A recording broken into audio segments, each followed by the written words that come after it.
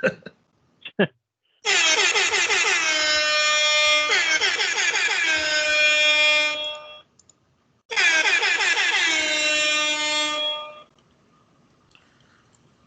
right, everybody. Welcome to another episode of the No Pyro podcast. Brought to you in Technicolor. This would be what, episode 109? Is it? I always make a point that I'm going to pull it up ahead of time, and I never fucking do. So this is episode 109. Thank you, No Chill Drew, for the confirmation. Ladies and gentlemen, I am today's host, Swervy Lee, filling in for Total Mac. Or should I call him the Renee Young, because he left us high and dry? Oof. And today we have a special guest with us. He is the avid listener, and he's now becoming the avid panel member. Abby, how you doing? Coach asked for a right-handed pitcher out of the bullpen, so here I am tonight. And Drew, I forgot to ask how you were doing. I don't know if you have a can of Red Bull on deck or whatever it is you pop over there, but go ahead and do it for the fans one time. I do. I have a can of the finest mellow yellow in the world, so here we go. Oh, yeah. That's what I'm talking about. Give you another one of these just for that.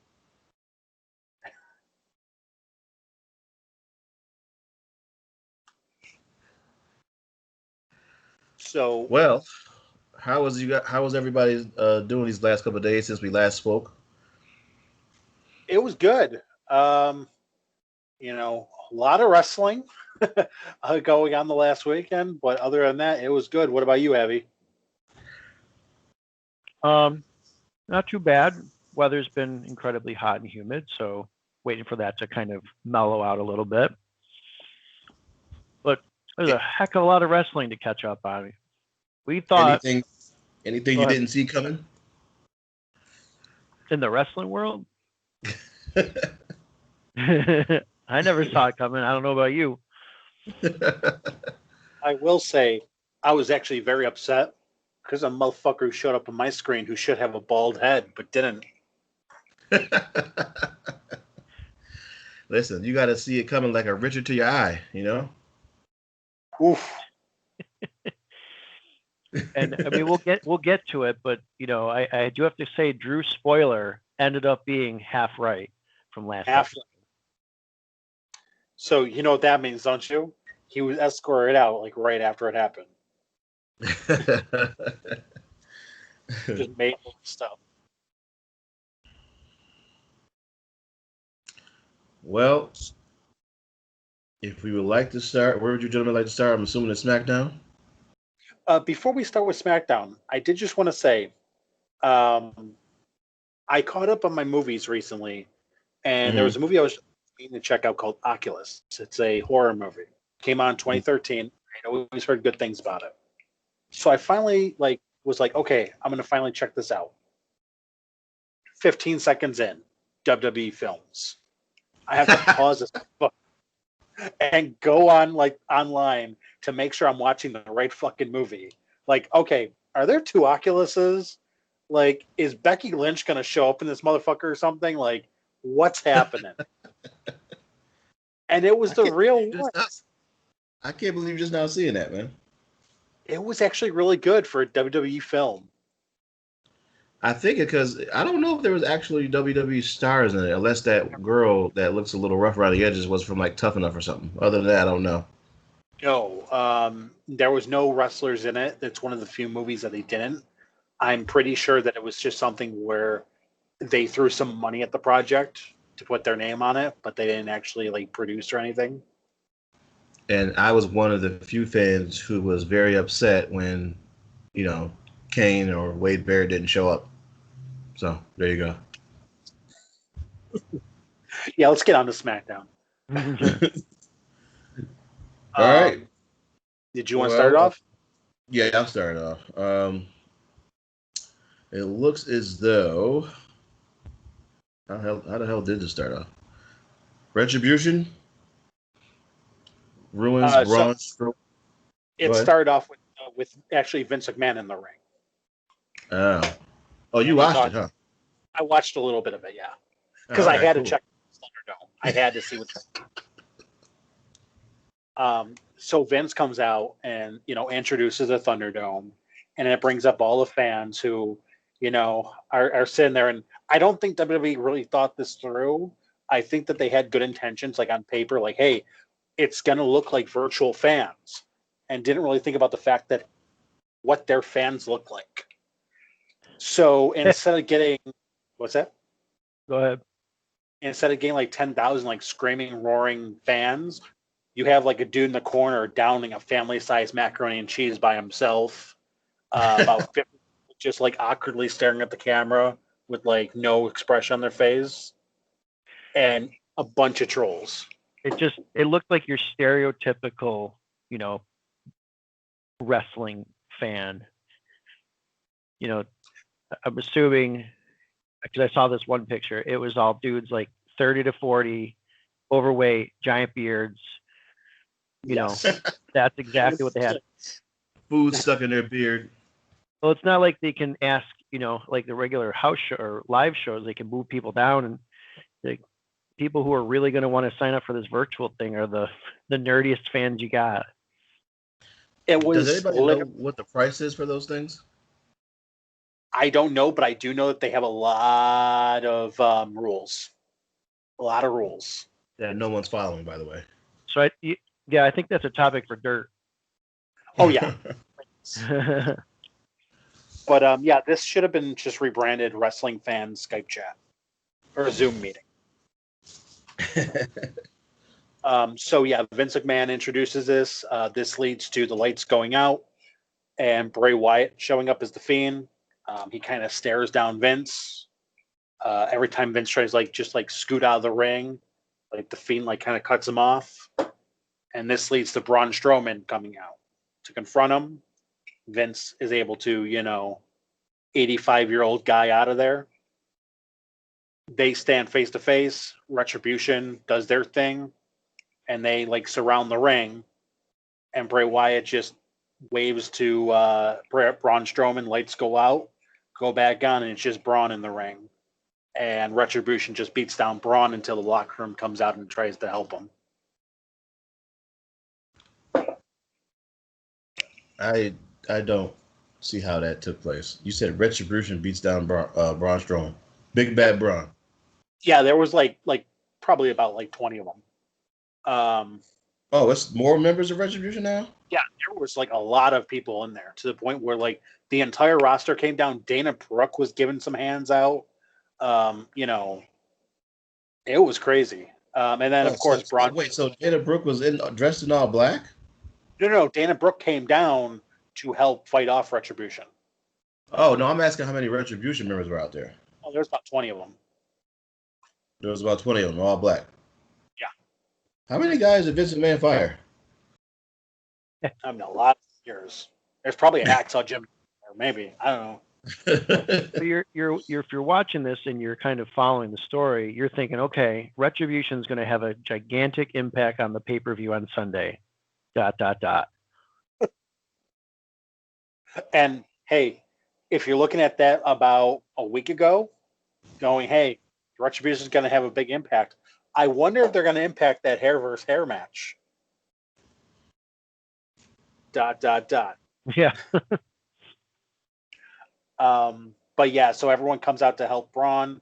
Braun then repays them by kind of clearing out the ring and wiping out all the fellow roster members to show he's a heel, goddammit.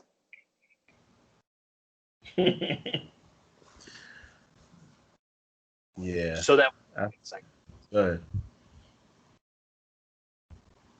if you want to, I that's the only segment I watched. I watched that part and went, yeah, you know what? I've seen enough. This Retribution thing better be something big, or it's just going to be another crash and burn story. It's going to be like the Nexus. Except, they're a little bit shorter. Yeah, seriously, they are short as fuck. They are literally under 6. These are all plus players. The only other part of SmackDown I saw is right after this.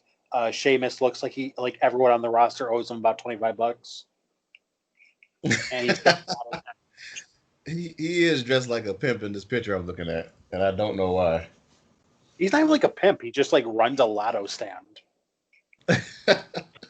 And he sells deli sandwiches on the side as a front. Yeah, like he's the guy you go to if you want to know what the numbers are. Like, hey, what's The well, street Kansas numbers. City at 515. Yeah, well, I guess after, so it was Big E versus Sheamus, since you brought that up, and Big E defeated Sheamus by pinfall. You did. This is with King Corbin and Matt Riddle kind of getting involved. But yeah, there was that. The next thing we had was the SmackDown Tag Champs, Nakamura and Cesaro taking on Lucha House Party.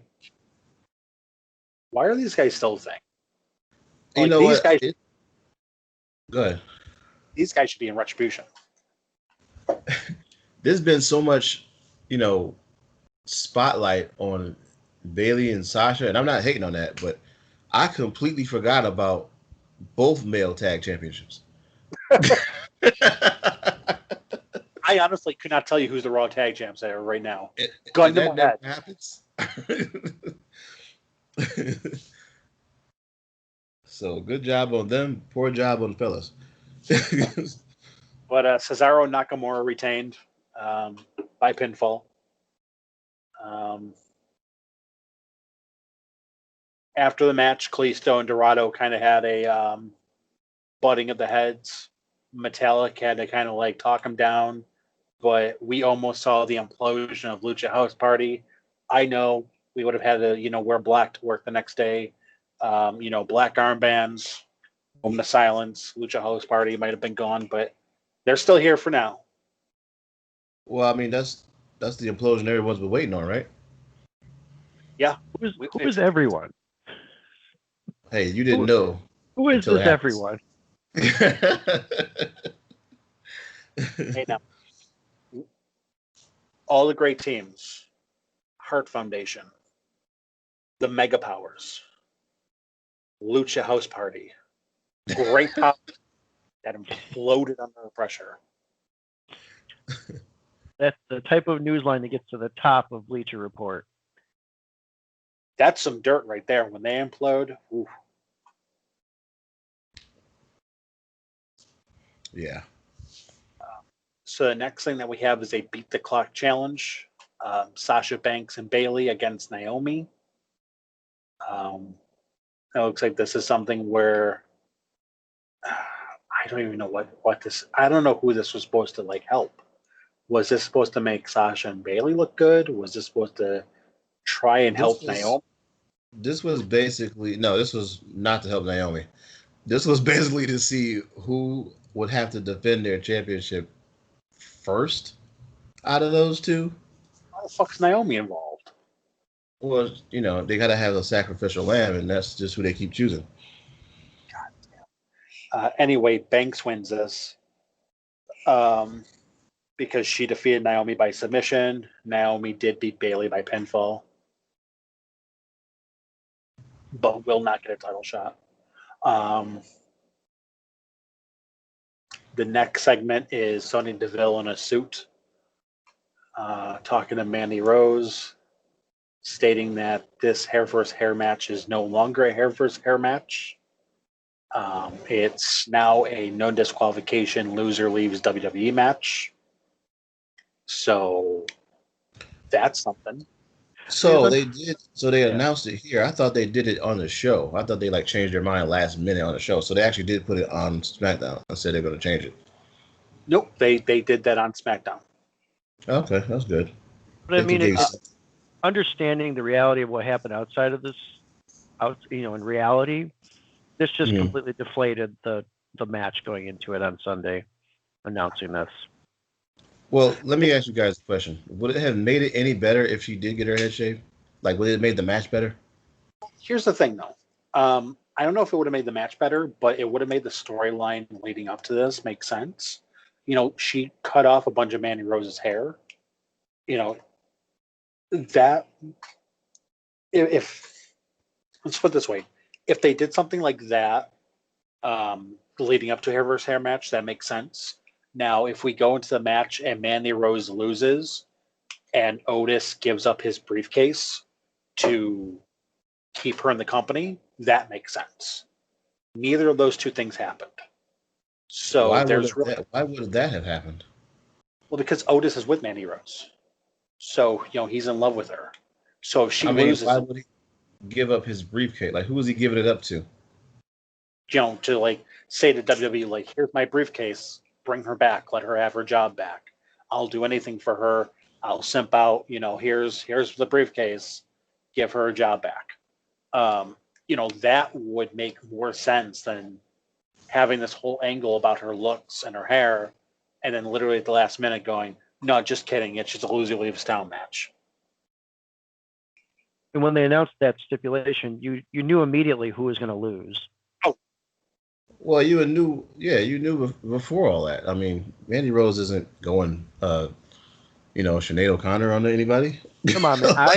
I chose Mandy to lose when we did the preview show. I was expecting her to lose her hair. Well, I don't know why you made that decision. Because I'm now crazy. I have a feeling that this was originally supposed to be the hair versus hair match, and whoever was slated to lose at the last minute kind of like chickened out and went to the company and was like, listen, I really don't feel comfortable with this. I don't want to do this. And they kind of had to, pivot. I do think, though, that while Sonya Deville was always going to lose this match, if all those things wouldn't have happened and she would have got her hair shaved, I do think that she would have gotten a push right after this. Yeah, I could definitely see that. Now looking at you never know. It might not have been chickening out as much as her going, listen, I just had this ordeal with the stalker. I kind of just want to go away for a little bit and not be in the public eye because of what happened with I need my hair while I'm away. Yeah, especially because I'm going to court. I kind of need to look professional. I think one of the backstage stories I read said that her lawyer told her not to go through with the hair versus hair stipulation. That's bizarre. You don't go in a courtroom saying you're not the crazy one, but you just got your hair cut on live TV for a wrestling show. So yeah, sort of make your client look presentable in court. That's true. All right. Well, there's Abby with the legal angle. It's not so much dirt; it's a little bit of dust. Next week we'll review the contract of Lucha House Party. We'll review all those frozen contracts from Lucha Underground. Mm-hmm.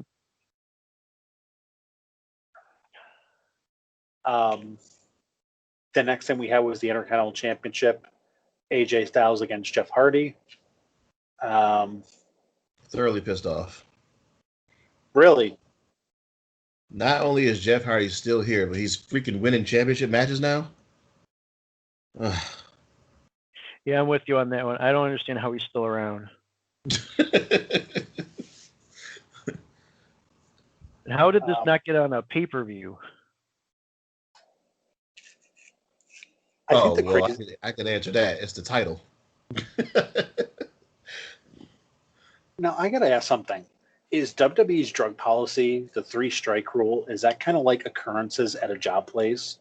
Where it's like, listen, we have a certain amount of occurrences, but after like 3 or 4 months, they drop off. Yeah, they're rolling. Yeah, there's no fucking way this dude's still employed. They're like our they're like our sick days. how they used to be. Time to reset my sick days. Oh, oh man, I still have some drug charges that I can use. I think I'm gonna take some Lortabs in the bathroom and pass out. I don't get how this dude is still fucking employed. Jeff I Hardy mean, is he's the DMX of WWE. what, bussing tables in an IHOP? Yo, lose my tips, lose my tips, lose my tips.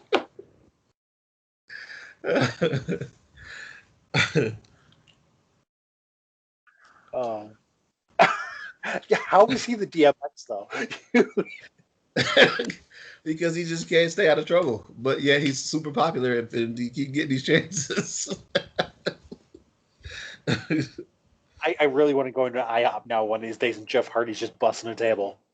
Hey man, I got to pay for. Oh man. Oh man. So after that, Braun Strowman is back attacking Bray Wyatt in the Firefly Funhouse segment. He basically left him in a condition where they had to stretcher him off. As the ambulance was driving away, it suddenly stopped and backed up. Emerging from the ambulance was the Fiend, laughing at the camera. And that's how we left SmackDown. So this is the now the part where second time. Go ahead. Oh, I'm sorry. I just wanted to ask. He didn't do that thing with Alexa Bliss during this part, or no? Did he? Did he? Was Alexa? I thought he bench pressed her. No, that was last week. Oh, that was last week. Okay. Yeah. But I guess this is another one of those frustrating, to me, one of those frustrating things with the Fiend. This is now the second time someone's been able to find Bray's funhouse and go and beat him up in the funhouse. Like, I guess I'm stuck with the lore. Isn't he in another world, in another place? Like, how can he exist in the arena where the show is taking place? Oh, he's under an overpass where it says free candy.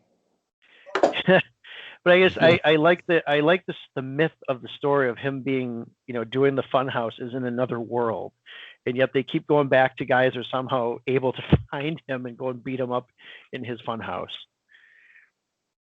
Well, don't they find him though only when? Well, I guess he's only brave when he's doing that part, but I don't know. Maybe that's when he's in this world when he's Ray and they're easy to find. If he was at the Fiend, he wouldn't be able to do that. I don't know. Do you remember when John Cena showed up and it was like an episode of Blue's Clues where you can clearly tell John Cena's on a green screen and doesn't know what he's supposed to be looking at? I don't remember that. It's like right around WrestleMania time. Ray showed up and he's just like, oh, what is this place? And like you can clearly see he's not looking at anything in specifically because they're like he's in front of a green screen. He has no idea what he's supposed to be looking at. Mm-hmm. Mm. And I'm assuming that's kind of how it was with Bray too, or Braun Strowman too. Is it's like, okay, I'm here. I don't know what the fuck I'm supposed to be looking at, but let me just knock out Bray Wyatt. But that's how SmackDown ended. Great show. I'll reiterate though, going into the pay-per-view on Sunday, you had that massive mob of Retribution people. You had to be thinking they're going to play a major role in Sunday's affairs. I mean, I don't know. I mean, even though I wasn't necessarily watching, I know they just started vandalizing things like 2 weeks ago. I didn't feel like they were going to make any impact, or that they should. It's been going on for a while, and the number of people has increased. They're so they're like the Dark Order.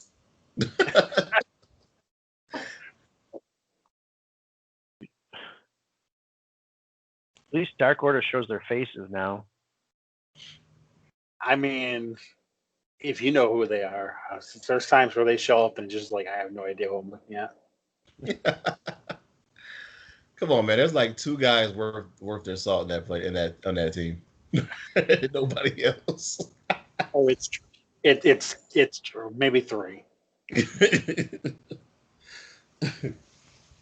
So the next thing we have to talk about is Takeover 30.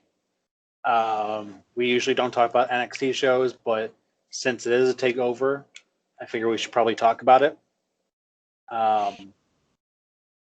This took place on Saturday night. It went somewhat head-to-head with AEW. AEW's Dynamite was on later on in the night because they had to go on after the playoffs. So the first match we had was a triple threat tag team match, which was a pre-show. Breezango versus Legado del Fantasma versus Oni Lorcan and Danny Burch. Breezango ended up getting the win, so it's good to see that they're actually getting wins somewhere. I forgot all about this, Dennis. And so did WWE. I'm sure Vince McMahon is surprised he's paying them.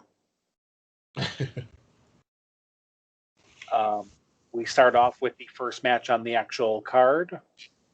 Finn Balor. Remember when he was a Universal Champion? How could I forget? He is taking on Timothy Thatcher. Balor puts him away with the coup de grace, followed by 1916. I won't lie, I don't know who Timothy Thatcher is. I know who Finn Balor is. I remember when takeovers, he used to do the whole dress up and, all the pains and everything. And here, he's clearly not. Those guys aren't even worth it. No. I mean, not following NXT, is Finn Balor just riding off into the sunset at this point? It really feels like that. It really just feels like we have no idea what else to do with this guy. Do you think that he is perhaps, like, I don't know how recent he renewed contract or that kind of thing, but do you think that whenever it's up, he's not going to resign and kind of, go elsewhere? Because I wouldn't want to just stay at NXT where like only 10,000 people are watching you. Oh, and I'm talking about as far as like TV. I think that's going to depend. That's really going to depend on A, how much he's making, and B, what he wants to do. Whether he wants to actually be, on a big card, or if he's content being in NXT. He's happy being here and he's happy with the paycheck. More power to him. But I can definitely see him maybe going back to either Japan or going to NXT or something, but who knows? You don't want to say those three letters, do you, Drew? You don't want to say it. Did I say NXT instead of AEW? Yeah, you did. Oh, I would assume he has a very hot, expensive contract, even though he is in NXT. yeah. I'm gonna spit a dream match out at you guys. And then you don't even have to say your thoughts on it right now, but Finn Balor, Orange Cassidy, 1-on-1. Where we at? I can see it. I would. Hey, I would watch it. I might even pay a pay-per-view rate to see it. I think it could be just as entertaining as the Orange Cassidy Pac match that happened. Yes, and it would have to be better than Orange Cassidy and Jericho, because at least Finn Balor can move. Yeah. Jericho was kind of like a turd in the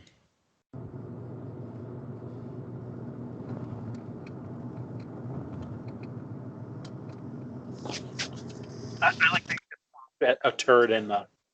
Where are you going with this one? Wait, you didn't hear it? No, I just heard a turd in the, and then it just stopped. Oh wait, you guys didn't even hear it. Oh man. Not a thing. I don't know why this isn't. Why are you not able to hear it? Patiently waiting. Huh? We're patiently waiting for the punchline. Well, the punchline was this sound effect, but you guys aren't hearing it, so never mind. Well, before we go on to the next match, we have been joined by a fourth member of our commentary team. Total Mac is on the line finally. Yeah. What's up, Total Mac? I'm back like double R, baby. Spoiler alert. Had to take care of a few things. Can I gripe for just a second, not to get off topic? Because I've been listening to, Orange Cassidy versus Finn Balor. I'm not paying to see that because I don't really care for Finn Balor. But I'd watch it if it was on TNT or NXT programming. But this is a gripe, non-wrestling related. Appliances are expensive, man. Yeah, they're fucking ridiculous. They are expensive. And apparently everything's on back order. So it's like take what you can get. And what you're getting isn't even a good price like it was maybe, 8 months ago. So I'm just tired of spending money. That's my gripe. Aren't we all? Got to get in with the Ted DiBiase's. Get some welfare frauding up in this bitch. I mean, if that's what it takes. There's already thousands of unemployment fraud cases going on where we live at. So Yeah. why not hop on the wave, Have you tried Ollie's? Listen, I've been there. Get some kids' toys for cheap. we went to a local place. They start with old and they rhyme with Smallville. Oh, yeah. You're going to be paying out of your ass. I mean, this is not my doing. I'm just going along. I noticed, and I'm leaning more towards Avi's situation because Avi's married. It's just in-laws, man. Oh. Where are we going here? Because you know what it is. It's, hey, we want to pick the most expensive place. Yep. But you got this, right? You got the bill, right? Yep. Pretty much. So yeah, but I hope I didn't miss much. I didn't get my intro in, but that's all good. I feel like you guys are like knee deep in AEW. Actually, we're on NXT Takeover. Takeover. Okay. Did we get to the main event yet? I'm assuming not. We are like 2 matches in. All right, continue. I'm sorry. Also, I did just want to point out, Matt, do you know who Timothy Thatcher is? Timothy Thatcher? Yes. I feel like he should be a hockey player, but I'm confusing him with the Thrashers. So, or like, I feel like he'll play for like the Colorado Avalanche, but I don't know who he is now. Okay, so this is a guy who went from Universal Champion on his first pay-per-view to opening Takeover against a guy that literally none of us fucking know about. Who the hell is Timothy Thatcher? He's the guy who lost to Finn Balor at Takeover. So what's the significance with this guy's name? It's literally the guy's name. So I was asking if you knew who Finn Balor was facing at Takeover, because how far has he fallen from grace that he's opening the show against a guy nobody who fucking knows? Well, here's number 1 in Triple H's rule book. 3 words. Don't get hurt. Once you get hurt with the strap on. That's at Vince's rule book. Triple H gets hurt every other month. Well, Triple H he's different, man. He's the fine china you pull out every time you got company coming over. You know he's there, but sometimes he has to go back on the shelf. But when you take him out for his money. He's the bull that melts in the microwave. It's old reliable. The T-shirt we won't get rid of? Yeah. I know. It's old reliable. It's fucking being the hell, but it's old reliable.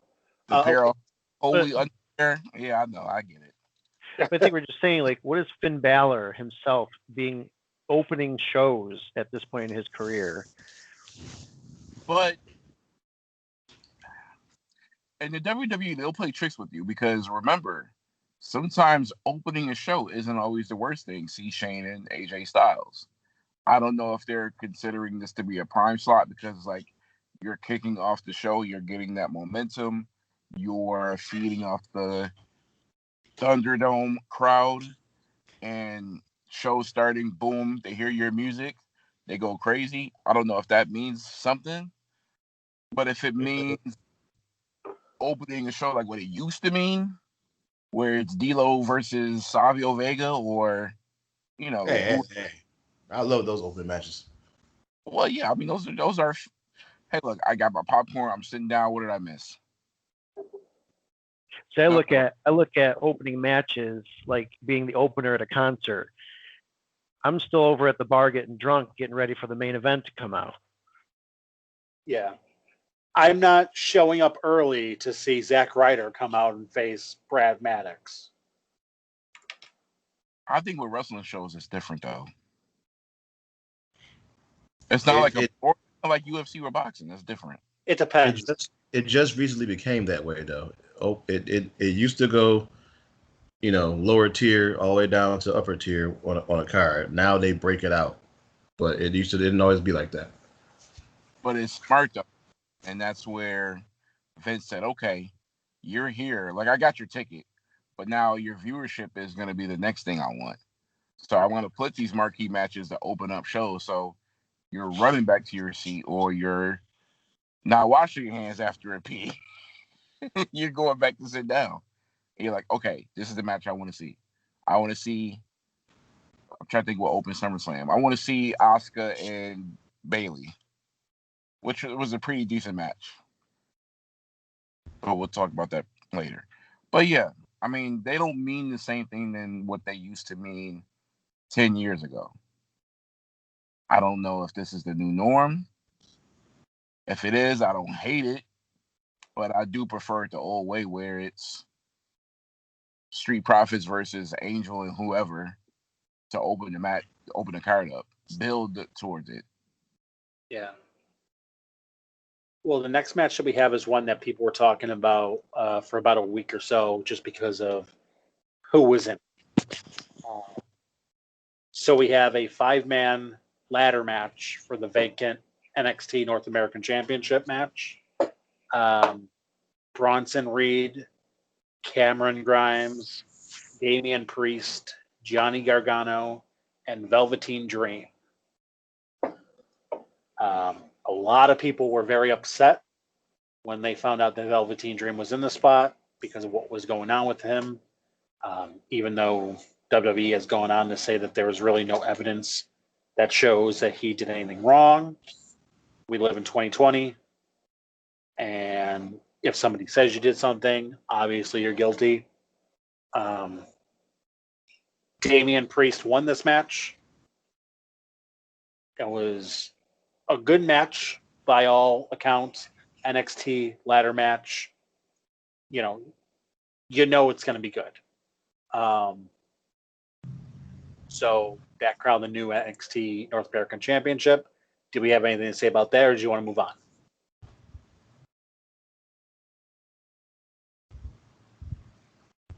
Nothing on my end. Next match. What's that? Thundering sound says let's move on. Next match that we had was one that originated on a podcast. Adam Cole and Pat McAfee.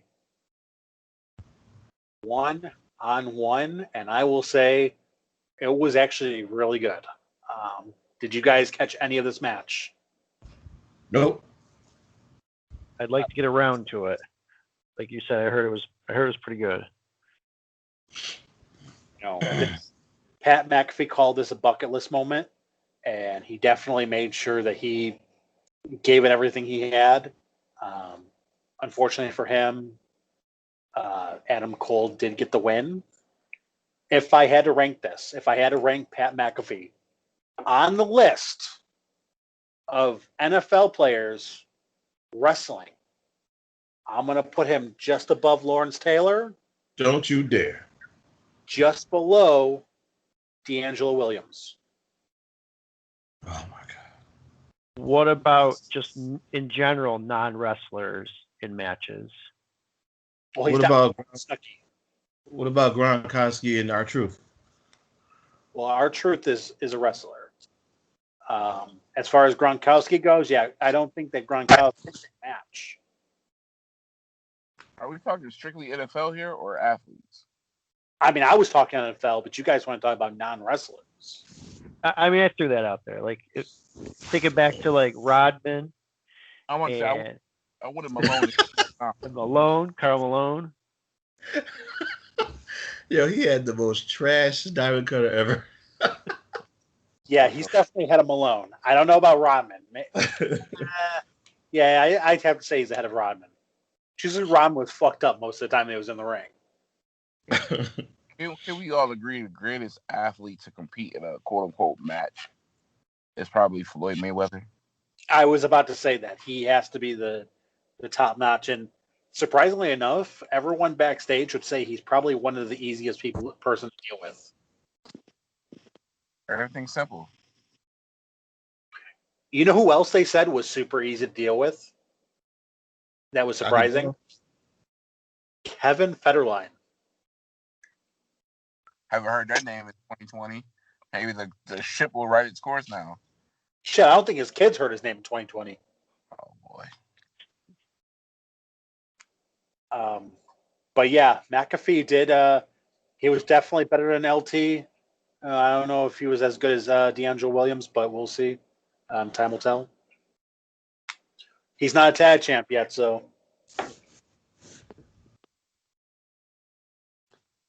Next match we have is. I'm sorry. Before I go on, did you guys have anything else that you wanted to contribute to that match, or? I have a question.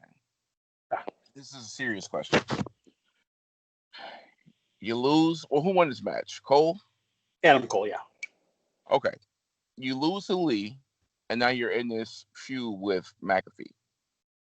Do you consider this a drop-off for the Adam Cole character? No. Because you know this is the most talked about spot in on the card. It doesn't matter who's in the main event. It doesn't matter who's opening the show. ESPN's not talking about who's going to be going for the NXT Championship. ESPN's talking about Adam Cole and Pat McAfee. That's the trending one. So I don't think he cares that he went from losing to a good wrestler in Keith Lee to being in this spot. Because A, he's not losing to Pat McAfee. He's going over. And B, he's the most talked about match on the card. So he is the star of the show. I get a little weary with these matches because there's some real story arc building that you can have. I mean, it's cute. Don't get me wrong. But Adam Cole should be, I don't know, hearing his music on Raw and not having to do shit like this. That's just my... He can end up on Raw anytime. Here's the thing, though. You've seen NXT wrestlers go Raw. Raw you're more superstars, Drew, and you know that. But here's the thing. If you're Adam Cole, what would you rather be doing? Raw. You would rather be on Raw. Easy. Raw. You'd rather be doing a Braun Strowman, Bray Wyatt pull apart? That's SmackDown, bro. Okay. You'd rather be doing a Drew McIntyre, Randy Orton pull apart? Yes. You'd rather be one of the pull apart guys than being in one of the most talked about matches in any wrestling show. Avi, I don't know if you're watching the Superior show, so I'll ask Swerve. Swerve, who's the biggest heel on Raw right now? It's Randy. You told me right now you don't want to work with the hottest guy, hottest heel in the company. Who else besides the dirt sheets are talking about Randy Orton? Is Randy Orton getting coverage on SportsCenter? Is Randy Orton trending on Twitter? Is Randy Orton getting coverage by anyone outside of wrestling? But it's a trend, Drew. It's going to die. Doesn't matter. He's getting his name out there. He is a star. He does. Okay, you work with Randy Orton for one segment. Who cares? And then what happens? Cole could instantly come on Raw with a microphone and become a star in one segment. Oh, that's nice. Or what he can do is exactly what every single other NXT wrestler does when he comes up to Raw. He looks good for a month, and then immediately he's sent right down to the mid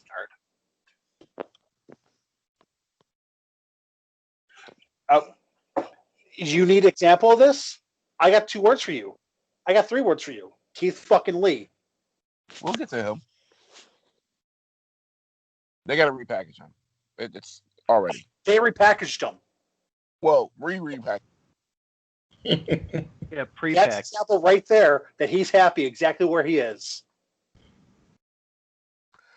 I mean, we did see this kind of coming. So did Adam Cole. That's why he's very happy with his spot facing Pat McAfee on NXT. And getting, national news headlines for it. And winning. But who's getting the bigger check out of those two? I mean, hey, honestly, Adam Cole might be getting that bag facing Pat McAfee. But at least he's not showing up on Raw looking like Homer Simpson and Moo. That doesn't answer the question. My phone might die. I'm on 1%. Come through, Apple. Keep talking, gents. Is he not just like hooking in? Okay. I'm not in my house right now, Drew. You don't got a USB in your car? I do, but I'm getting out the car now. Anyway. I would personally here's the thing. I don't think that Adam Cole's getting paid minimum wage to be on this fucking card. I can't imagine that he is. I imagine that he got paid decently to be on that takeover spot, especially because they're trying to keep him and his contract's coming up. As far as Keith Lee, I don't think that he broke the bank on his Raw debut. So I don't think it was a big switch between the two.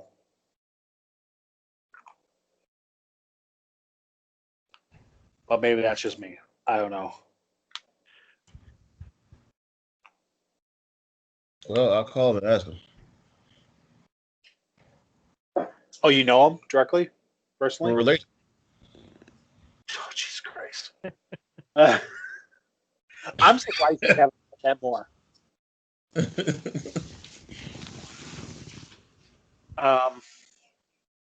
The next match that we have is the NXT Women's Championship. Io Shirai defending against Dakota Kai. Isn't it Io Shirai? However you want to pronounce it. It's not how I want to. I want to know the right way. I think it's Io. Wikipedia says Io.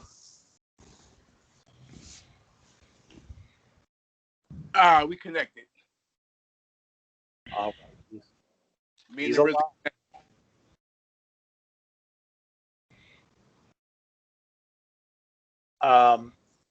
A lot of people don't talk about this. Io Shirai is in a low-key power couple. And people sleep on that a lot. She's got the NXT Women's Championship, and she's engaged to the New Japan Heavyweight Champion, Evil. Which means Why do good girls like bad guys? Well, she could up and say she wants to go back to Japan like Kairi Sane just did. Well, I mean, hey, you never know. She goes to Raw and they put her in a shitty gimmick, jobbing to Bayley, week after week after week. She might take them up on an offer. Hey, I'm feeling homesick. I got to go back. Get me the fuck out of here.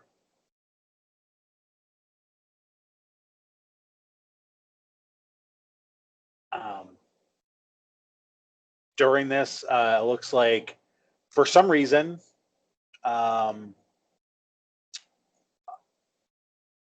what's her face? The one who's has no eyebrows on Raw, Shayna Baszler. Her people were getting involved. Her girls were getting involved in this match. I'm not quite sure why. I'm not sure if they're with Dakota Kai now, but Rhea Ripley did come down to help, and eventually Shirai did beat Dakota Kai to keep her belt. A lot of interfering, a lot of just, random people getting involved. I think that they're just trying to throw out a bunch of women. So it was weird. Did you guys have anything for that, or do we want to move on? Move on. Okay. Next match that we have is one that was signed with an exploding contract. Keith Lee defending the NXT Championship against Karrion Kross. Keith Lee has been unstoppable since he first showed up to NXT, wins the belt, and gets kryptonite. How long was this match? Do anybody know? This match 21. 21 Oh, was 22 minutes. Okay. It was the longest match on the card, just barely. But Karrion Kross did get the win, defeated Keith Lee. We talked about how, surprised that they put the belt on Keith Lee after he did show up with the singlet that said Black Lives Matter. And, we're happy that they put the belt on him. And then he immediately dropped as the whitest guy on the NXT roster. So there's that. Is this just strapping the rocket to Keith starting in NXT and going to continue into WWE? I don't know, pal. Let's find out when we talk about Raw. Jack Raw a little bit later and find that one. But it looks like they are high on Kross. He literally just debuted like a few months ago, and he's already NXT champion. So they are big on him. With Scarlett, his manager and wife. But that was NXT TakeOver. Did we have any closing thoughts on that? Never had any beginning ones, to be honest. Didn't watch it. All right, then we will go on to... What's that? Yeah, I didn't watch either. Okay. What about you, Abby? I don't follow NXT, so I don't have anything. Okay. Now let's move on to Dynamite. We open the show with Oprah. And I say this because you get a jobber entrance. You get a jobber entrance. Everyone gets a jobber entrance. We start off with FTR and Private Party in the ring. Both of them got jobber entrances. So that's going to start us off good. Which is crazy for the amount of push that they're giving FTR. Yeah. I don't know if it's just one of those things where they put them in the ring and they're just like, we'll start the show when the NBA playoffs end. We don't know when that's going to happen, so we're just going to have these guys in the ring until it happens. This was actually probably one of the best matches I've seen FTR in since they showed up in AEW. They were out here with Tully Blanchard by their side, so it's looking like he is now their manager after what happened last week. They did get the win on Private Party. It was a good showing for Private Party as well. I did want to point that out. I did watch most of Dynamite. I think I missed just like one match. But overall, yeah, this was a good match. Did anyone else watch this, or am I just alone here? I mean, you said that Private Party had a good showing in this one because I think they've had a lot of good tag matches in their appearances they had, and Mark Quinn had a solid few individual matches. Yeah, they had another good showing. FTR, like I said, this is probably one of my favorite FTR matches that I've seen since they joined AEW. It was an all-around good match. It's just a shame that it kind of like got deflated by the jobber entrances. But speaking of jobber entrances, next match gets them too. And that is a 8-man tag match. Jurassic Express and the Natural Nightmares against Butcher, Blade, and Lucha Bros. The Natural Nightmares? Yeah, that's Dustin Rhodes and Cutie Marshall. Oh, they're just gonna wear that nightmare name out, huh? Oh yeah, no, Cody is wearing the fuck out of it. If he could put Nightmare in a name, he's putting it in there. I'm pretty sure he's probably trying to buy the rights to Freddy Krueger just so he can put him on his shirt or something. Like he'd love that shit. But the good guys did get the win. This is after there was kind of a breakdown between Butcher and Blade and the Lucha Bros, leading to one of the, I believe it was Blade getting pinned, rolled up. After that, all four guys started like pushing and shoving, leading to Eddie Kingston coming out. Eddie Kingston gave a pep talk to everyone saying, you're not going to be anything unless you stay together. They want you to break up. They want you to split up. Butcher and Blade, you're the best tag team here. You guys, should be champions. Why aren't you champions? Because they're trying to push you apart. Lucha Bros, you guys are the best luchadors in the world. What are you doing? Why are you arguing with each other? We got to stay together. Stick with me, and we'll all be on top.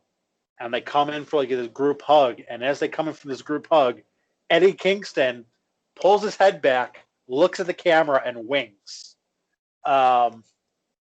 So I don't know where that's going, but Eddie Kingston on the mic, I'm up for that. He is a great promo, and everything he says sounds genuine. It sounds like he's actually coming up with everything he's saying. I like him. I don't know what your feelings are on him, but I like him. Having not known much about him, but starting to read into it, and after he had that bit with Cody, I'm down with him. He's really good on the mic.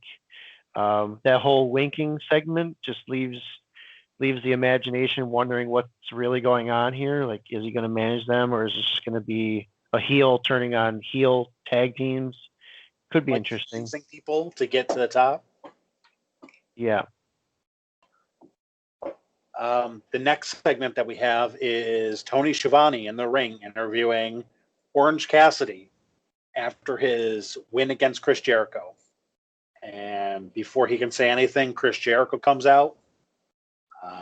He wants to congratulate Orange Cassidy on his win. While he's doing this, Jim Ross makes sure to point out that he scouted and signed Chris Jericho to WWE, so he's got to make sure to pat himself on the back for that. They name drop WWE kind of again when Chris Jericho says, well, now that you have a win and I have a win, we have to have a tiebreaker. And since I came up with a match that involved ladders and a briefcase, I think it's only fitting that I come up with another great match. So a match that he came up with was taking 40 gallons of orange juice, taking 40 gallons of the bubbly, putting it together in an 80-gallon vat, and having what's called the Mimosa Mayhem match at All Out. You can win by pinfall, submission, or throwing your opponent in 80 gallons of mimosa. Sounds wet. Oh, Heavy on the pause. He asked Orange Cassidy if he accepts. Orange Cassidy gave up the slight thumbs up. So he says, hey, we need to celebrate. He has the orange circles around the ring. They get up on the ring apron. And he's like, hey, it's good. It's good. It's fine. We're just celebrating. He takes a drink and then says, get them. And, the inner circle does what they do. They beat down Best Friends. They beat down Orange Cassidy. They leave him laying literally exactly like he was last week, except then they pull him up. They put him upside down and douse him with bubbly in what I feel was almost drowning the poor guy. And you could definitely tell that at one point he was actually concerned for his safety with the look on his face going, I'm fucking drowning here.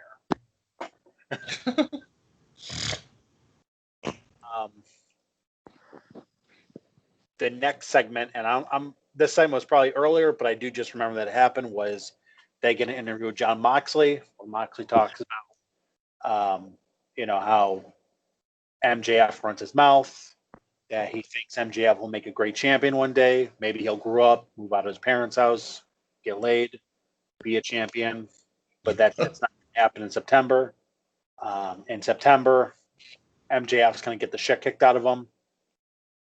It then goes to MJF in his campaign headquarters with a neck brace on, with his attorney and his group of people with him. The entire time, that one woman that he keeps on asking to smile has a Joker-sized smile on her face behind him. He talked about how he's possibly crippled after the, what does he call his fucking finisher now? Paradigm shift. One paradigm shift has crippled me. You're a dangerous employee. You're a monster. I can't do basic functions. I may never wrestle again. His lawyer then said, he's drafted a petition to ban the paradigm shift at their match at AEW's All Out. It has 5 million signatures on it already, which I doubt. And now he's asking John Moxley to sign to agree that the paradigm shift will be outlawed for that match. If he doesn't, he will sue him so hard that he'll have to part his hair to shit. Now, question. Yeah. I'm trying to liken this signature tally to, let's say, I don't know, a WrestleMania attendance record. Is that what we're doing here? Yeah, possibly. Oh, okay. All right. Possibly. We have 42,789 people in attendance for WrestleMania 37. Thanks a lot. I forgot the girl's name. Bro, we're in a bingo hall. 5-person capacity. I was waiting for SummerSlam's attendance record. Oh, they make sure to put that on there every time. 0. We have 200 logins this evening for SummerSlam. Which, Drew, I know you've seen the some of the questionable graphics at the Thunderdome from people at home. Oh, we'll talk about it. All right. So the next thing that we have is 6-man tag match. The Elite versus the Dark Order. And by Dark Order, I mean members 3, 4, and 5. This match was quick. The Elite did get the win. Afterwards, Kenny Omega kind of lost his cool again. He grabbed a steel chair, threatened to powerbomb one of the Dark Order members on it. Eventually, he was calmed down by the Young Bucks. But Kenny Omega is once again teasing kind of like a heel turn by getting very punishing with his opponents. Nothing really to speak there. The problem with the Dark Order is they need only one disciple or Virgil, and instead they have 30 disciples of Virgil. Did you say Virgil? Yeah. Oh man, that's what Adam Silver, Alex Silver, what the fuck his name is gonna be. He's gonna be that sad, lonely guy at conventions in 20 years. Nice NBA commissioner blast there, Drew. Oh shit, no, it's John Silver. My bad. Long John Silver's? No, shit. Okay, so I've actually mixed up 2 Dark Order members. I've merged them.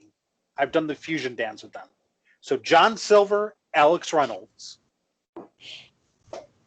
That's a good. You know what? Switch to Dark Order. You know what's a good tag team name? What's that? Silvers and Reynolds. It's a solid name. It sounds like a law firm. Her in the car call Silvers and Reynolds.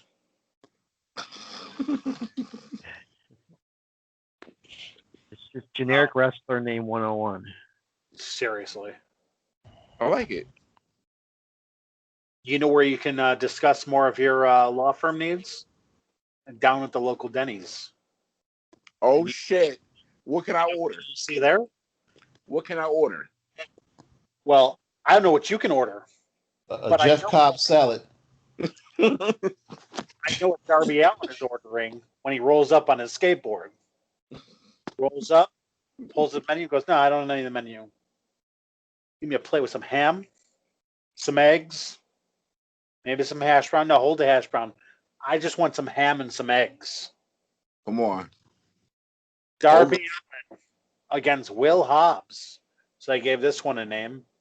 No shot?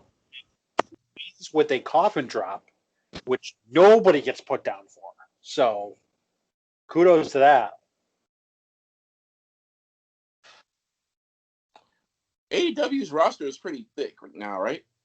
You'd say? With 2 T's. Why are they heavily going to ham and eggers every week?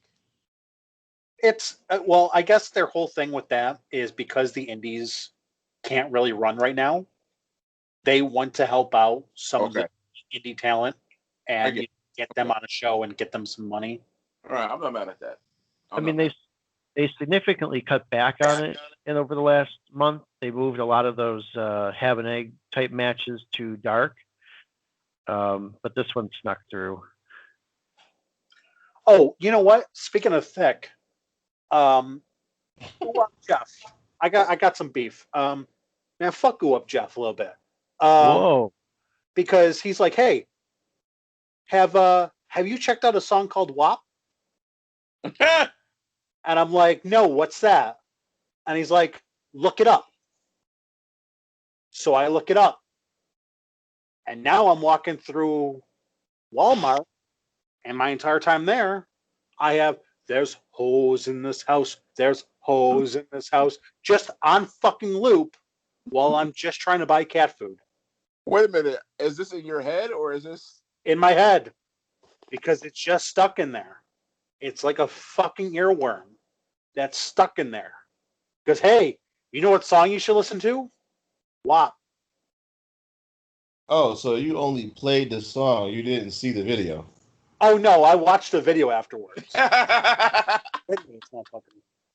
Oh, I was going to say, because... Hey, I do have a question, though. When they say macaroni in a pot, what kind of macaroni do you think she's referring to? It ain't the kind that you eating, cuzzy. I'll tell you that. So yeah, Jeff. Yeah, what the fuck, man? Why would you put that on me?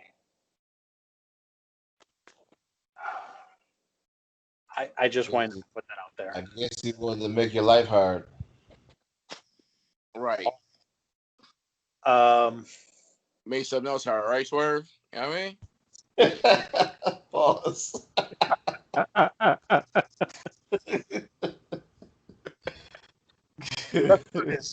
I watched the music video with my girlfriend, and like halfway through, she looked at me and she went, "Man, they ain't doing shit with those nails.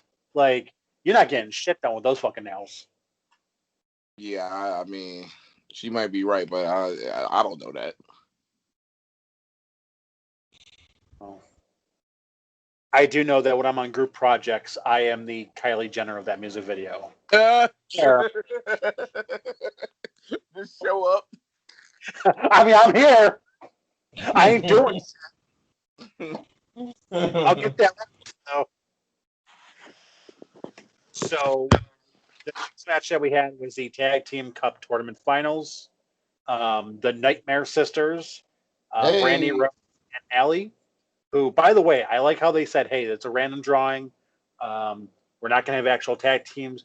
You draw who you draw, and a pre-existing tag team is in the finals. So we have that. And they are going up against... both pre-existing tag teams.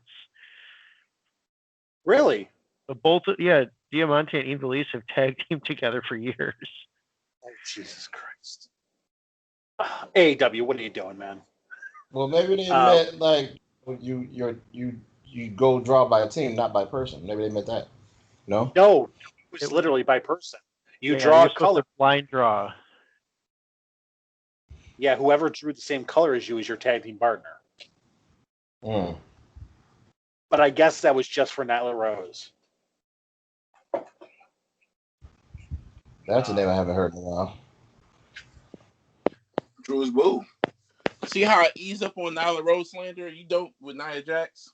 Well, that's because Nia Jax is slander. I mean, she. I'm gonna get a buzzer every time you say her name. I'm just gonna buzz your ass. There's a 50-50 shot that when Nia Jax walks into a room, she's got papers. I got a question for you guys. Abby, this is a wrong table question. I'll start with you, Abby. How do you feel about Brandy Rhodes wrestling? She should stay far away from a wrestling ring.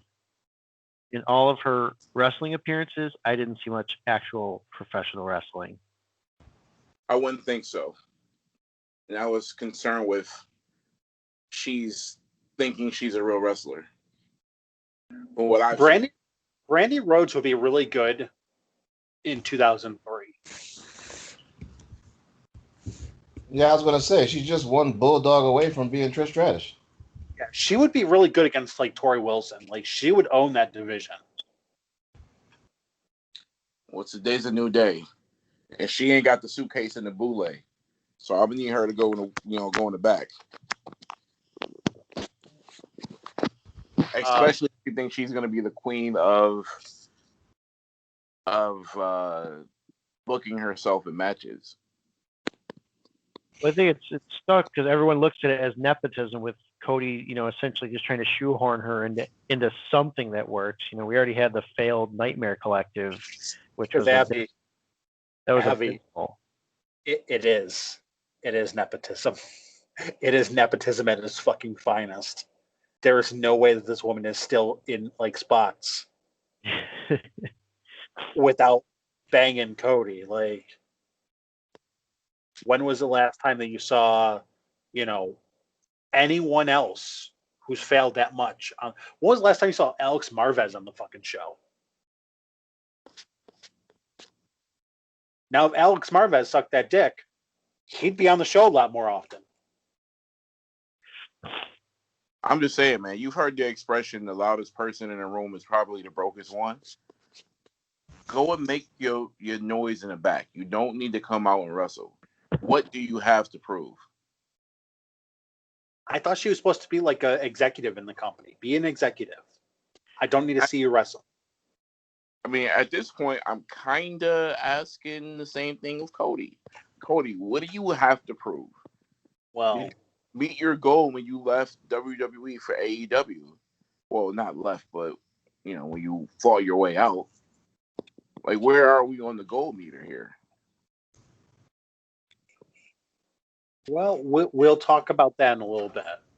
But yeah, so the Nightmare Sisters, once again, getting that name in there. Again, it's Diamante and Ivelisse. Diamante and Ivelisse get the win. It's a little bit surprising because I thought both of them were actually on a show-to-show deal, so I didn't even think they were actually contracted with AEW. So I'm a little bit surprised that they gave them this look.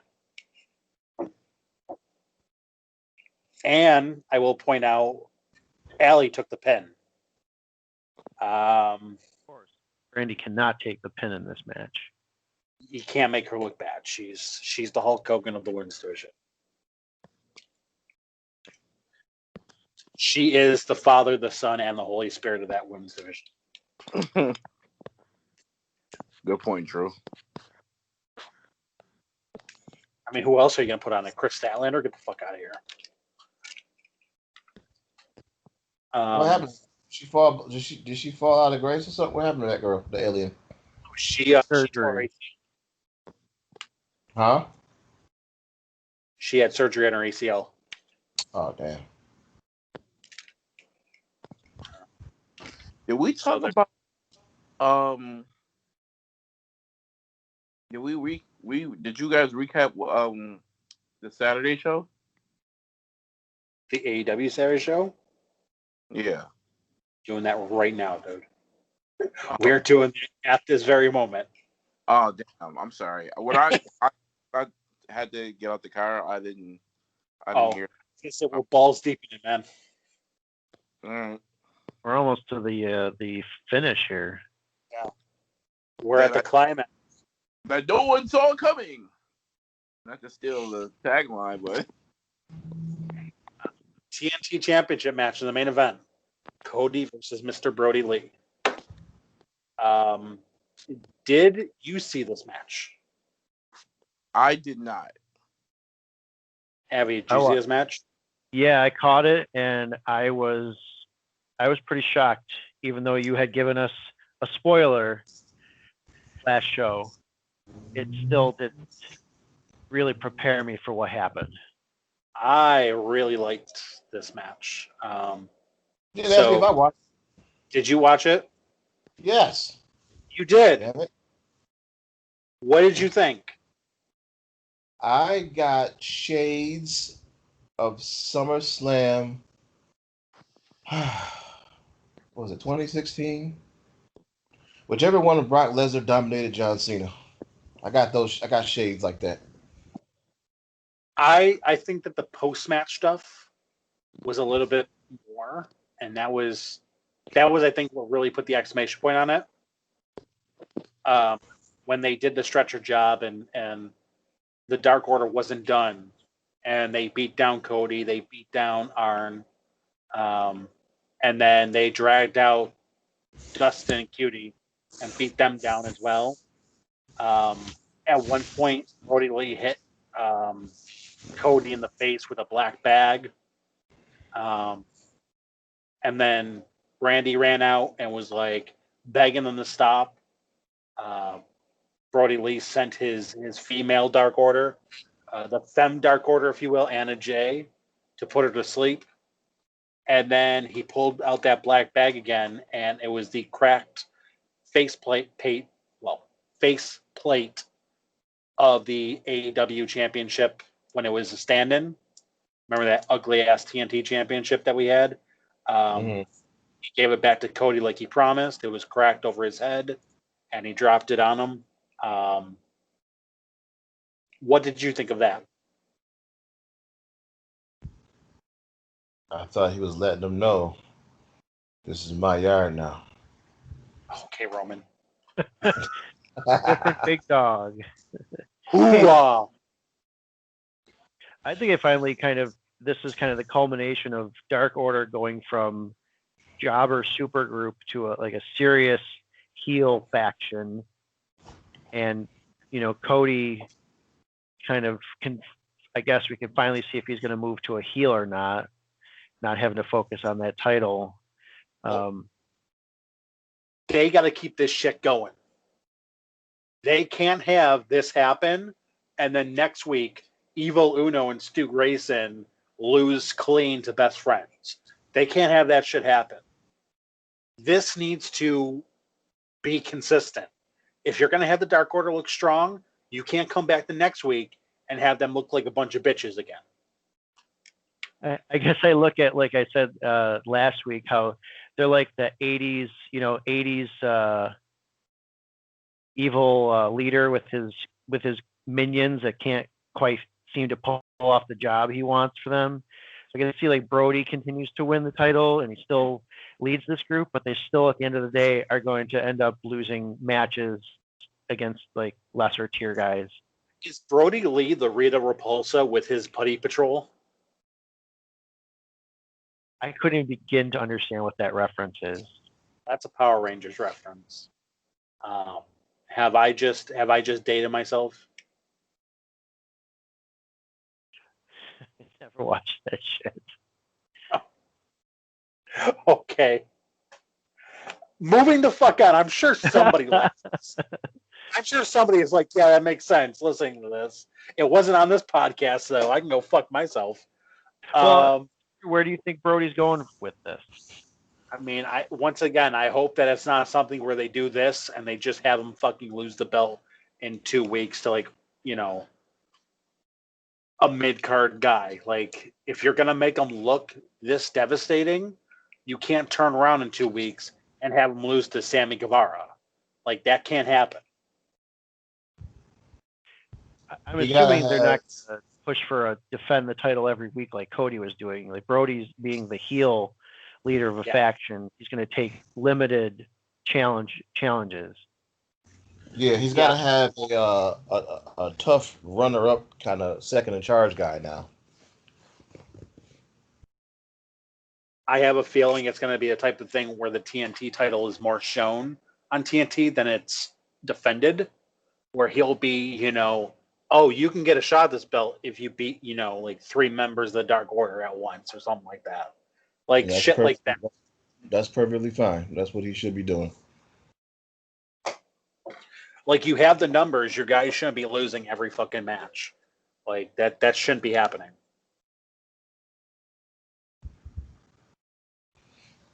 But that's my assessment. Hopefully they do this right this time, and third time's a charm, I guess, with the Dark Order. Did we want to go into SummerSlam now?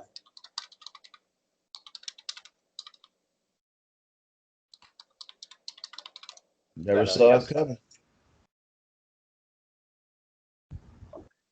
Little breakdown. Okay, so first match that we have is the kickoff show, and this is United States Championship: Apollo Crews versus MVP.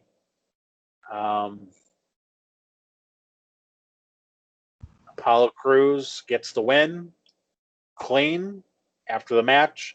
Shelton Benjamin and Bobby Lashley hit the ring, but Crews escapes. I'm not quite sure how they're going to do a rematch with this when Apollo Crews won clean again, but he did, and they'll probably still give it a rematch because it's WWE.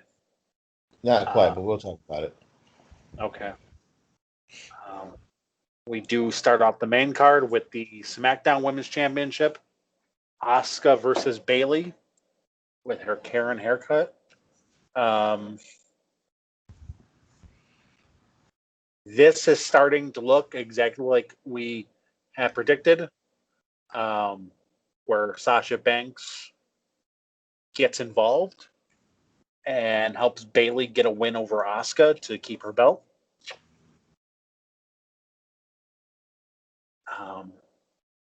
Did you have any thoughts on this? No, I mean, the thing is, we didn't know, who was going to come out first and that kind of thing. But once you saw the order that was going in, you kind of knew that one was going to be not as good as the other because, the other was going to have a different outcome. But, yeah, you can see it's starting to.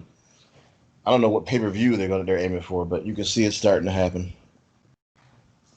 The tearing of the friendship again.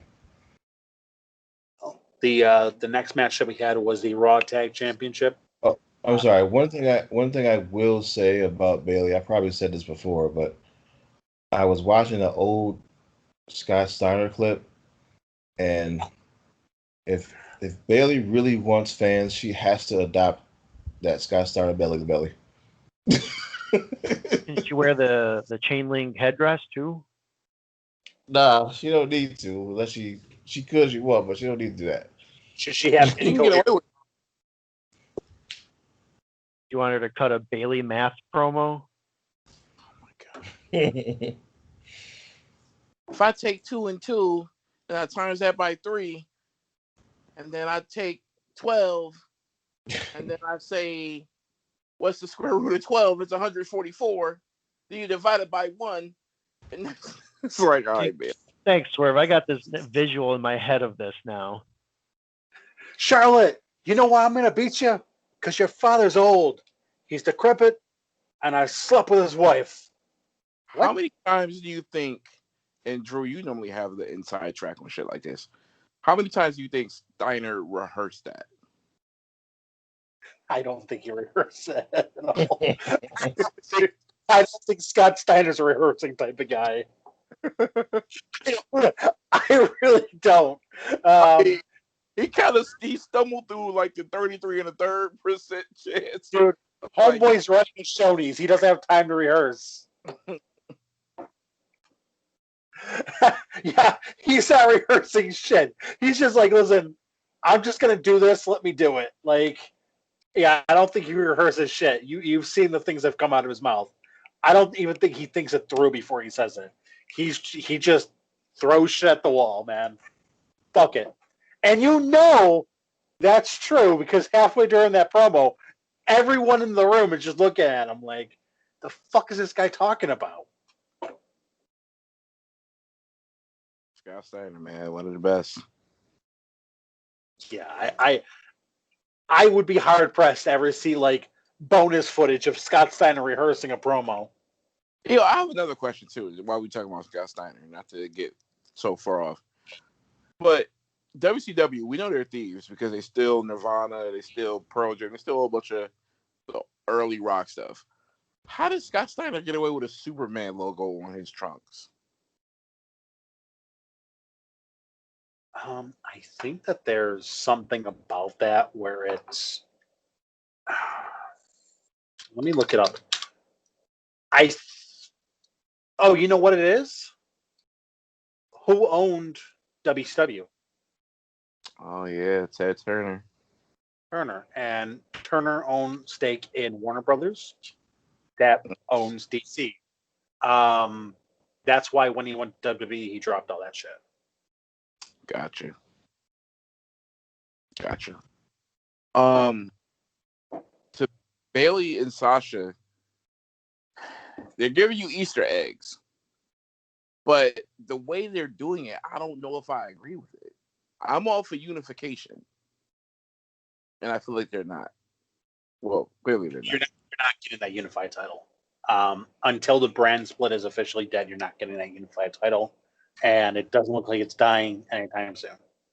Shayna Baszler's jobbing on Raw. You know, Nia Jax, she knocks people out in real life. She deserves a chance at a belt. Well, she deserves a belt once. I don't care if it's the Kane reign where it's one night. Then buy the bitch some Gucci. Like, I don't want to see her with a championship belt. Hey, we'll get to all of that, guys. Come on. Lacey, I don't want championship belt. We got a preview Payback. We'll get to all of that. Yeah, I forgot. 1 week away. It's like, what the hell? Next match we had was Raw Tag Champs. Street Profits defending against Andrade and Angel Garza. Ouch, ouch, ouch. I'm sorry, guys. Plastic cup just hit me in the head. If you missed the entrance, plastic cups were falling from the sky during their entrance. Oh, jeez. Oh, my God. Yeah. So we're still going on the storyline that Zelina Vega had poisoned Montez Ford. Oh my God. Spiked his punch? Something like that, yeah. Street Profits did get the win over Garza and Andrade. It was a good match. It looks like it just. Andrade is a singles competitor. This is why earlier I said Cole could come in and insert himself in the C or B minus spot because there's a lot of opportunity for a singles competition. Kevin Owens is washed. Samoa's not wrestling. I mean, Seth's got his own thing going on. I mean, Orton's here until Edge is gone. There's opportunity. There's opportunity, but here's the thing. It's WWE. You know what they're going to do. They're going to put over old talent before ever giving a new guy a chance. And Adam Cole is not going to be a top guy in WWE. He's not going to be a roster. You fucking know that. If you think he's going to be a top guy, you're out of your mind. Well, hold on. Well, Swerve, this is your boy, Andrade. How do you feel about him competing in tag matches? I don't like it, but I understand. He's in the wasteland area right now, like a lot of good talent, and believe me, I would like him to be in other places, but they don't care about the mid card title anymore, and really don't care about the tag team. It's really just a heavyweight and nothing else. other storyline seems to get whatever your second storyline is, I would say, in either show, your second biggest storyline, it seems to never really be for the second biggest belt, which you would assume it would be, which it used to be. So if he can get himself in a position like that, because they were doing their thing for a little bit, where they were just kind of running amok every week, but it didn't go anywhere. They wind up in this tag team situation. So You want to know what Andrade's biggest problem is? what? He was born in Mexico. If you are from another country or you're under 6 feet tall, the current writing staff of Vince McMahon is not going to push you. But he was using Google Translate to get head from Charlotte, so I don't know how he can't. Yeah, I mean, you could do that, but I mean, Vince is not going to push somebody who's not American. When was the last time you saw him push somebody who wasn't American?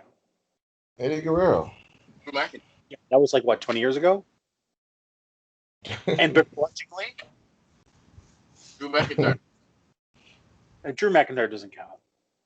Whoa, come on now. He might as well be from fucking Maine. I mean, Andrade really can't speak English that well. Like, to be honest with you, he really can't. And Drew McIntyre can, so that's why he's where he's at. And that's why Adam Cole will never be a top guy. If he goes to WWE, I guarantee you, within 2 months, he's teaming with Ricochet. Adam Cole don't win. Because unfortunately, you put Adam Cole on live TV standing next to Randy, and no one's going to take it serious. That's the thing is, you look at somebody like Daniel Bryan. Look how hard Daniel Bryan had to work to be taken serious. He literally had to have fans hijack the show every week just for them to be like, okay, let's put him in the main event spot, but then literally immediately take it away from him as soon as we can. You know, they don't want to push guys who are under 6 feet tall. It's not going to happen. And you put them in the ring. Because women don't want to date guys that are under 6 feet tall. Welcome to my life. Vince McMahon has always had logic, and even a lot of like the old timers who used to work there had said Vince McMahon had a policy back in the 80s. I don't hire anyone shorter than me. That was his policy. He won't even hire you if you're shorter than him. You know what else he won't hire? Who's that? Like bumps like him. Have you seen the video circulating? With Gronkowski? Yeah. Yeah. No, he's fucking crazy.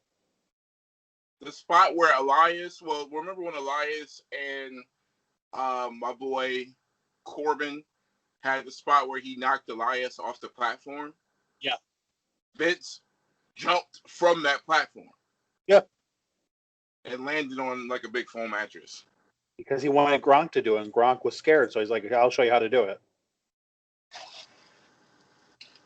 Vince is badass.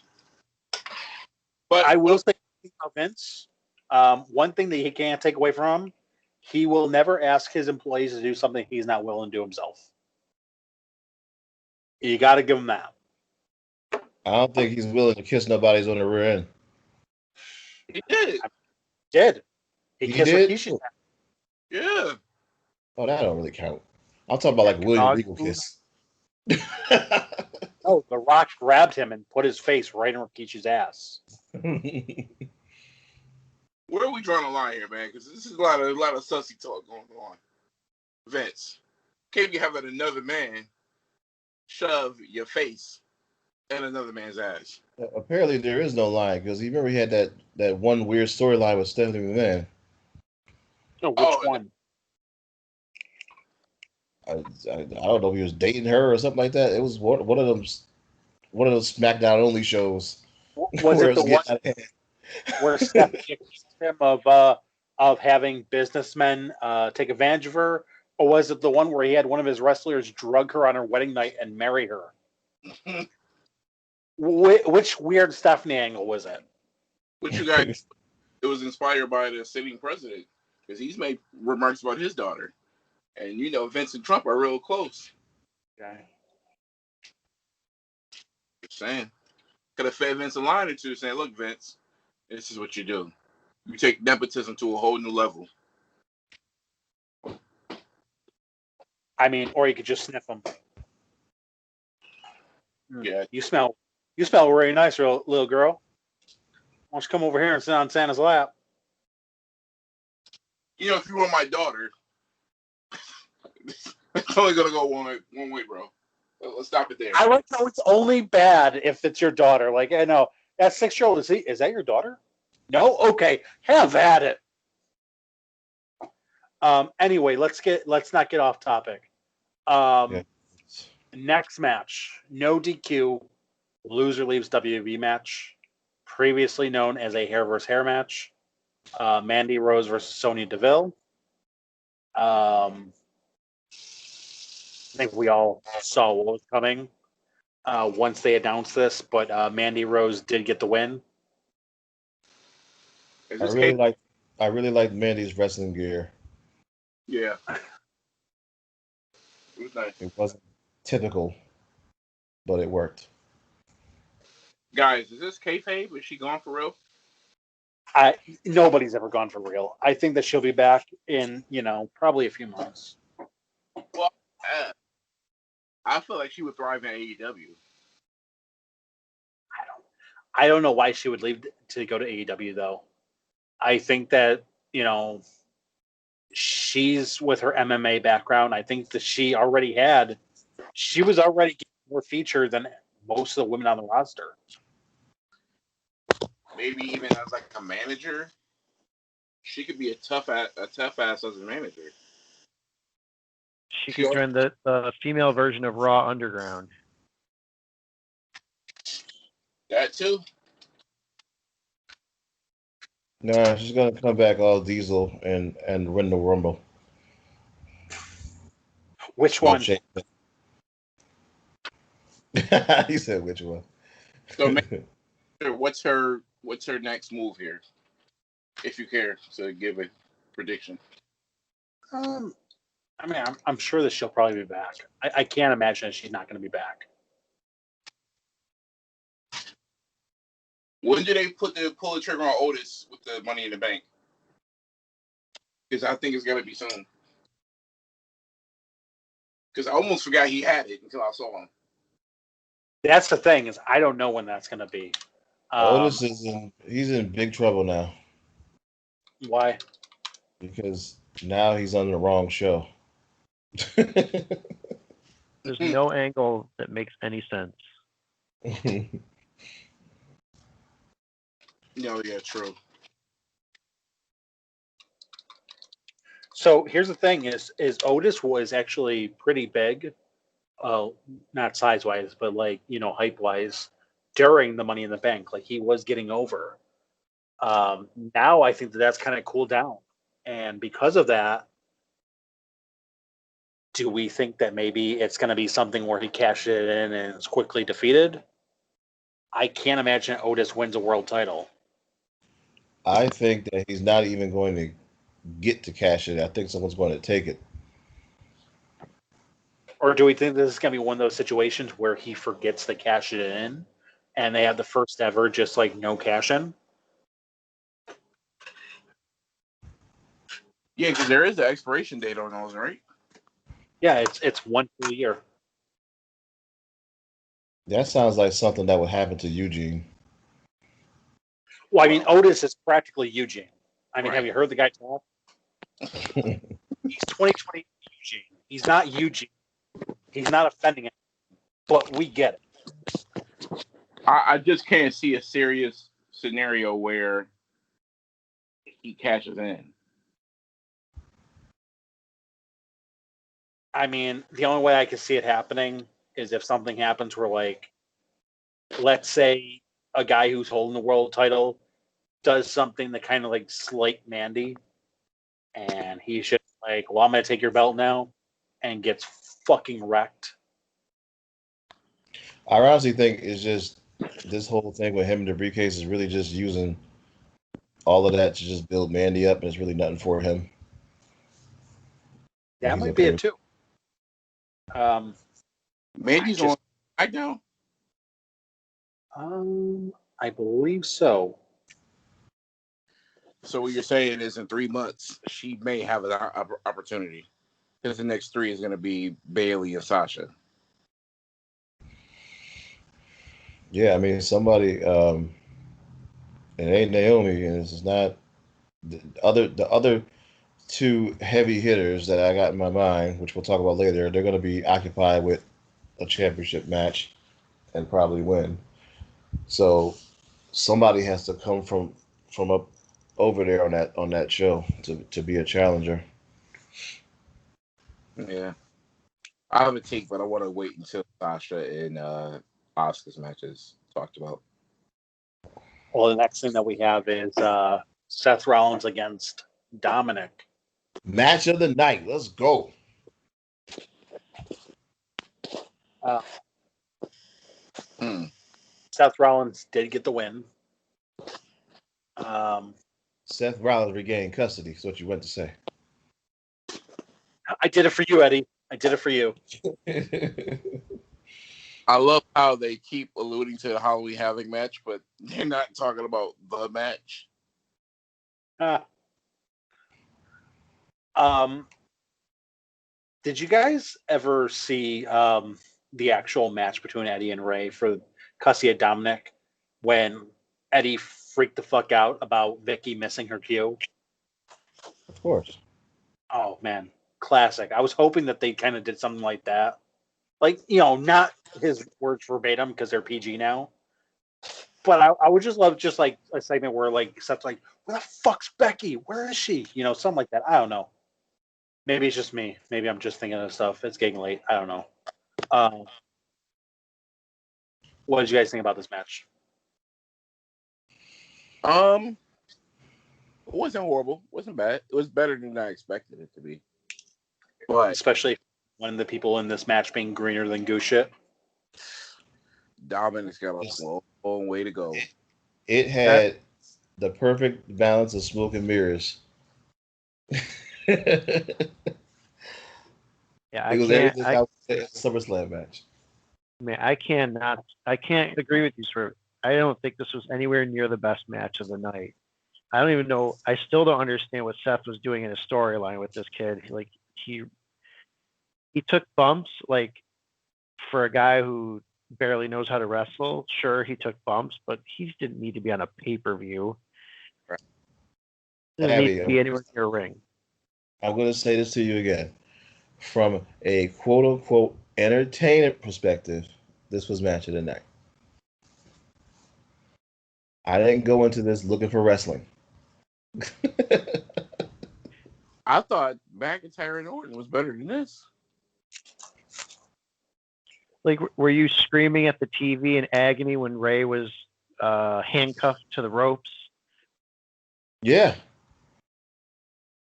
I was. While Seth was doing his traditional laugh. And then I was cringing when they took Dominic and put his eye over to the steel steps. I said, "Oh hell no, they're not gonna get him." I will say the only thing I thought was cool was the end where he had Ray all tied up, and he goes, "This is what happens," and he stomps Dominic right in front of his face to end it. And then they was gonna go after Angie too. I was like, "Oh Lord." I thought Mama was gonna come out there and lay heads, but nah, she was looking deep as hell too. She just played the Linda McMahon role for a little bit. That's all she did. Right. But yeah, I wasn't mad at Dominic's outfit, although I think he should have either, decided to either keep the hood on or to cut it off. But he couldn't decide what to do with that hood. Is that wrestling again at Payback? Well, so I don't know. I think I brought this up to Avi, but everybody that Ray has reached out to for help has failed him, and there's only one man that they can call who's going to get the job done, and that's Goldberg. Goldberg and Seth? Hey, I know it's a reach in the dark, but Kane failed him. Son failed him. He failed him. Isn't he such a legend, and he's going to lengths like this to become victorious? Like I said, I don't really give a shit about Rey Mysterio. I wish his son would have turned on his bitch ass daddy, but you know, all's well that ends well. I don't understand why they're pumping so much fuel into this. If Dominic it doesn't, from a eye test, he doesn't look ready at all. I could probably jiggle the underneath of his arm, and it's fat. There's no, he's not built. He's green. Get in the weight room. He's got the height. You know, maybe Well, he he has doesn't. He's just taller than his dad. well, yeah, in comparison. By the But way, I'm sorry. go ahead, Drew. No, go on. No, I was just gonna say he has the potential to be great. They need to come on dark matches and just like be able to, train in dark matches against people and get that ring experience. You can't give the kid his first match on a friggin' pay-per-view. Like that's And this late in the card, or against someone as high profile as Seth Rollins.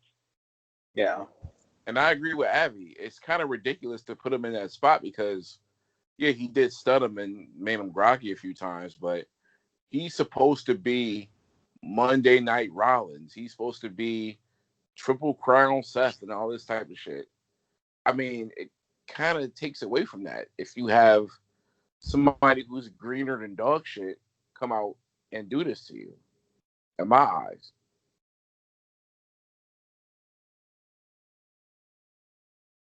Well, This was the longest match of the night. you know why they kept on bringing up that match at Halloween Havoc, right? Why is that? Is because that's actually the ring attire that Seth Rollins is wearing. It's mocking Rey Mysterio's first Cruiserweight Championship win back at Halloween Havoc against Eddie Guerrero. So it was almost like he was mocking him slightly, but then of course the commentators are like, I know it's subtle, so let's talk about it like every 5 minutes. Subtlety. So I didn't watch Raw, but I'm assuming this is continuing. We'll get to Raw. Okay. The next match we have is the Raw Women's Championship. Asuka versus Sasha Banks. And this is a continuation of a story that happened earlier in the day.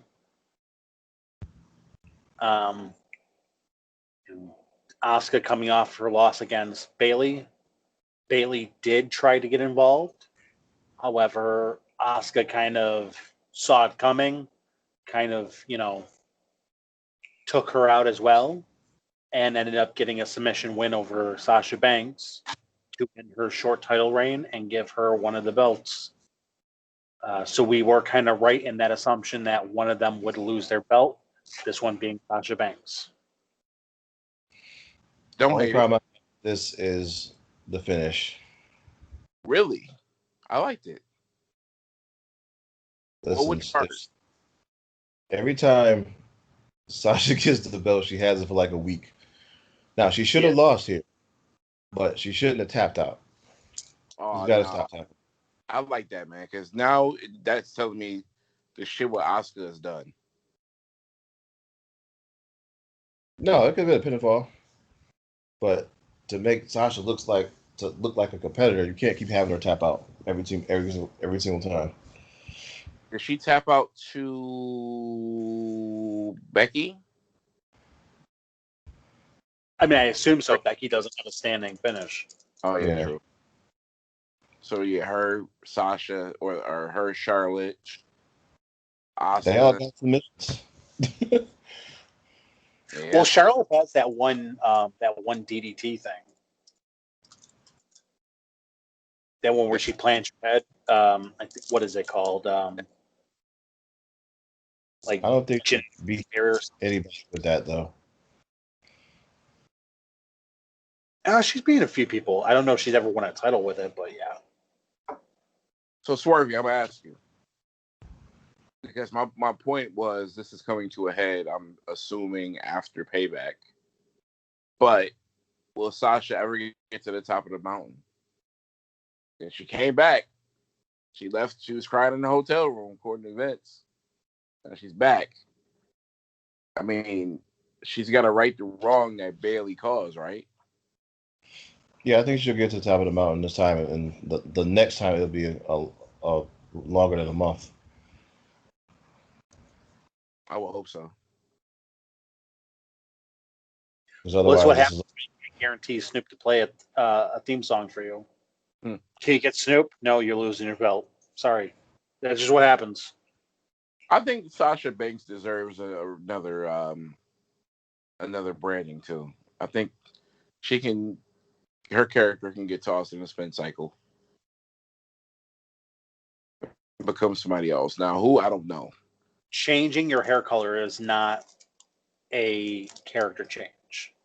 She's still the same person, just with blue hair instead of purple. They need to change up the character similar to what they did with Bailey. Bailey, they changed the entire character, got rid of everything, and she's a better wrestler because of it. Mm-hmm. Yep. Sasha Banks just got different hair. Same ring gear, same entrance, same moniker, same everything, just blue hair. Yeah. Do we want to go on to the next one? Yep. We got WWE Championship. Drew McIntyre against Randy Orton. Now this is your match of the night. Yeah. Phooey. Star Swerve. I think Swerve was the only one who didn't see this coming. Oddly enough, though, it was a backslide that got the win. So not even a Claymore. There were no one actually hit their finisher in this. Such a satisfying ending, huh? I actually, it's a breath of fresh air, honestly. There's so many matches where you get 16 finishers in the match. It kind of devalues the finish. When you get a match where nobody hits their finisher and it's just like, who's going to break that stalemate? I think that was actually a solid match. I figured once they put them on first, it was going to be some kind of BS. Because they couldn't end the show like that. So they ended the show with the DQ and a Hell in a Cell. They can end the show any way they want. I wouldn't mind seeing this again. Oh, you will. Don't worry. Oh yeah, I saw Raw. But hey, Orton. Anytime I can get a Randy Orton that looks invested, I'm sold. And he looked invested in this match.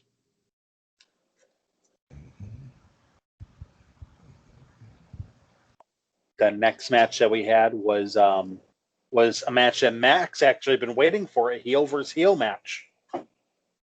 Braun Strowman against Bray Wyatt. As Corey Graves stated on commentary, hell is empty, the devils are here. Relax, Corey. Fiend is he's a fan favorite, yo. They switched him over. Yeah. He's still a heel anymore. He's heelish, but a fan favorite. Or is he Stone Coldish? I would almost put him as almost like a Mankind, where he's still doing a lot of the heel shit and looks terrifying.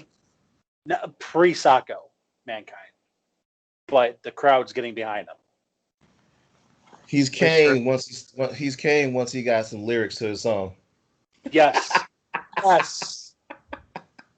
You know what that means. The audience is feeling sorry for the Fiend.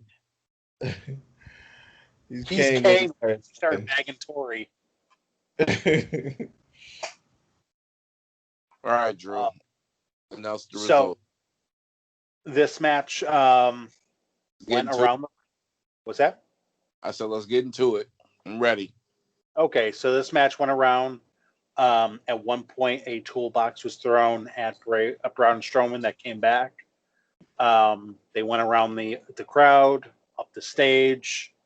They tore apart the backstage grill position area before coming back to the ring, where Braun Strowman picked up a box cutter to where I went, wow, this is PG, and began cutting up the ring.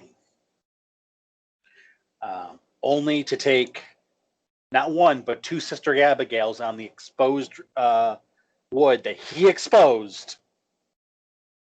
I don't know why he exposed it, but he did. Took two Sister Abigails, and the Fiend reclaimed the Universal Championship, stood strong in the ring, constantly looking over to slightly to the left, kind of giving away that somebody was about to come out. And then the man that should have no hair got that spear, gave that business. Roman Reigns is back. During COVID. And he's looking like the back of my shoe. A little heelish. I mean, I'll say that I thought it was a pretty big shock, because I thought everything he's been saying publicly was that he had no intention of coming back till probably at least next year. Never saw it coming, huh, Abby? I know, never saw it coming. I don't know if you guys have felt the same, but I never would have imagined he would have made an appearance at this point. So here's what I want to. Oh, I'm sorry. Go ahead. I want to ask: did you guys actually watch this, or did you guys just hear about it? I watched. I watched. Okay, so you guys were hearing what he was saying to both guys as he was attacking them. I didn't hear the second one. I heard the first one. So when he was going after Braun, he was like, you ain't a monster. I made you. Get out of here. You ain't a monster. And then, I hit swear with the line earlier. I said, what did I say? I said, let me go back to it. Shit. I said, hey man, you ain't a monster unless I'm here. exactly.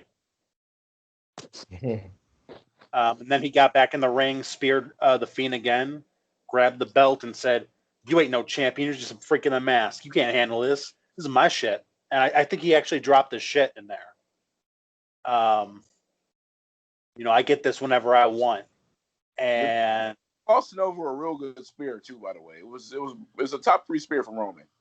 So it was a good spear. Also, I'm loving what he's saying to these guys, because it sounds like he's finally just talking instead of just reading word for word what Vince is writing on a letter. And do you know why he's able to do that, Drew? Why is that? Because he got those new choppers in there. Did. Glistening in the laser lights. Did you see Randy Orton on Twitter? No. No, I didn't guess that. So Randy Orton pointed out that he also noticed those new choppers. And it's like the big dog out here with something new, and shows a picture of Brian Griffin from Family Guy with giant. For which Roman responded, "Yep, and they're all talking about me. Maybe you need to pump those numbers up." It was almost distracting how bright those were. Those are some bright ass teeth. The show had way too many, lights and lasers, and then Roman's teeth didn't help it. Well, not one bit. So I don't know if he did Invisalign or what the fuck he did. But goddamn, those are bright. Yeah, I don't want to spend too much time on this teeth. Do you guys think that this is a heel turn for Roman? I mean, what good guys have teeth like that? I'm sorry, heel teeth. So what do we get? We're gonna get a heel against another heel. Well, we already established that Bray Wyatt was a face now. They're gonna leave it up to the virtual fans, man. So, We won't know if Roman's a heel or not until he cuts an actual promo. yeah. But that's it for SummerSlam.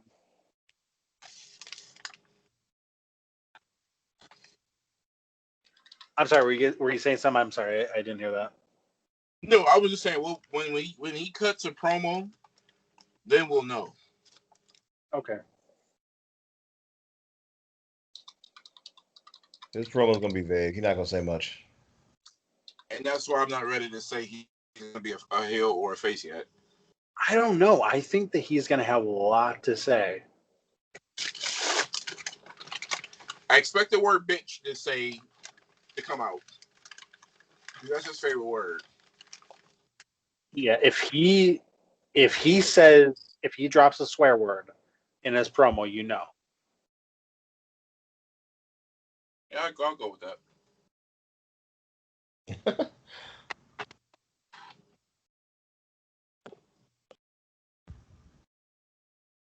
Where are we at next? Did you want to do Dirt or Raw?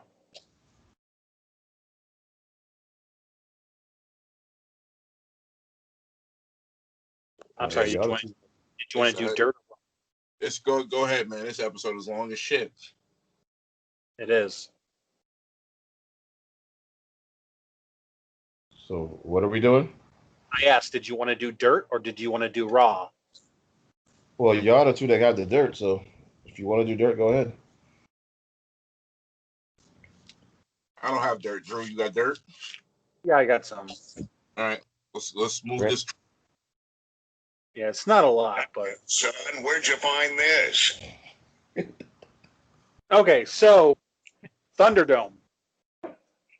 WWE stated that they would be fining some of the fans if they were wearing inappropriate merchandise or inappropriate clothing.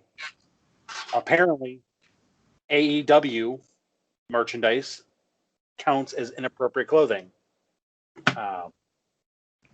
You know what's not inappropriate that's finable? Tell me.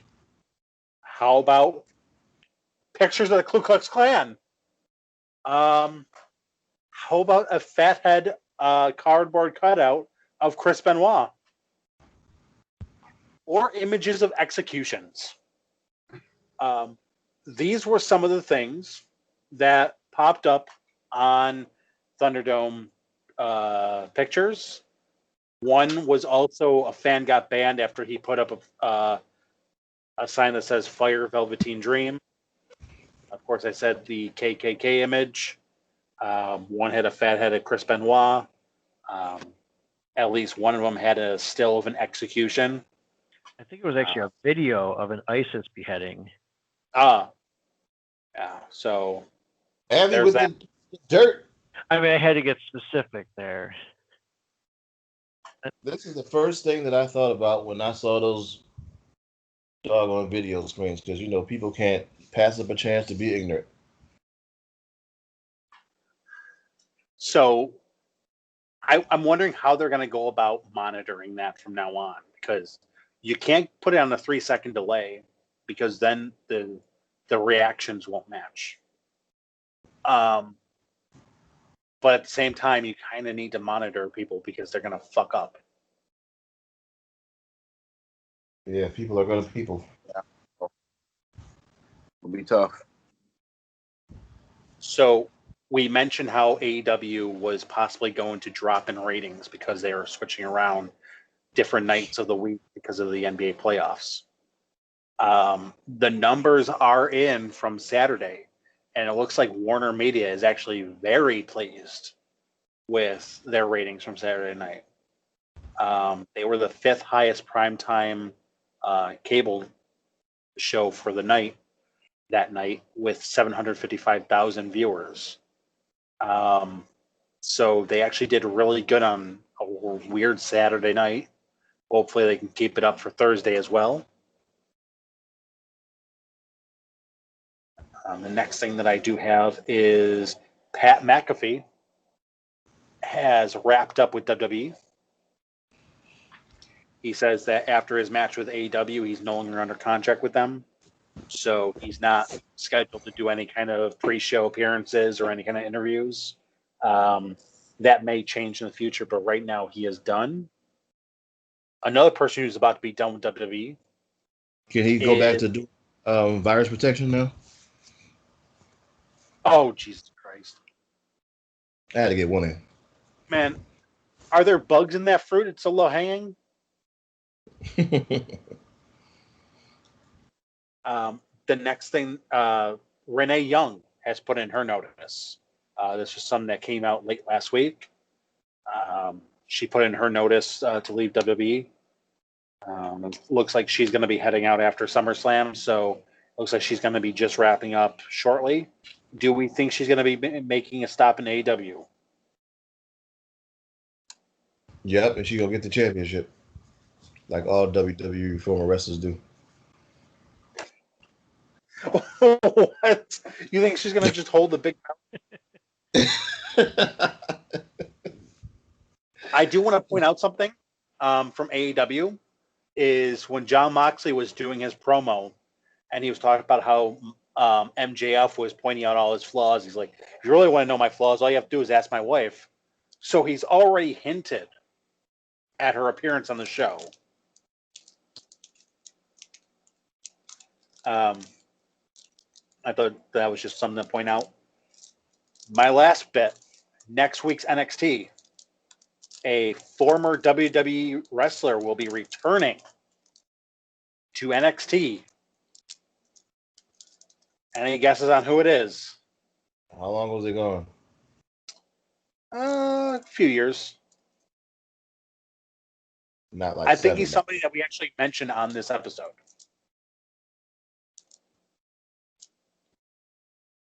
Wade Barrett. Wade Barrett Let's will go. be commentary for NXT this week. Commentary. Yes. Oh.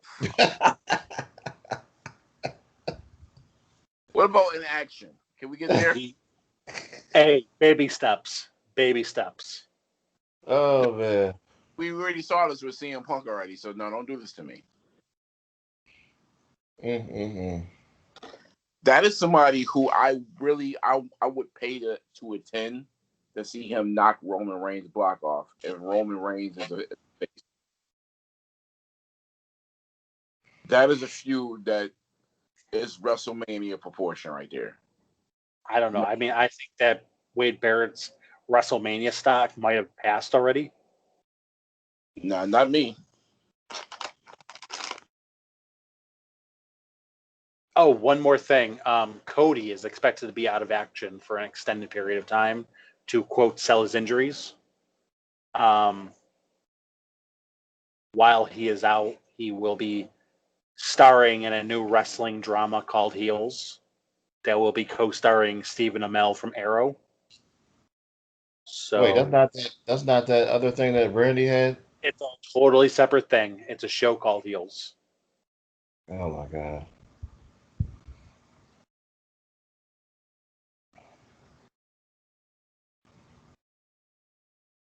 So there's that. That's all I got for dirt. We want to go on to Raw. Ain't got nowhere else to go, bro. All right.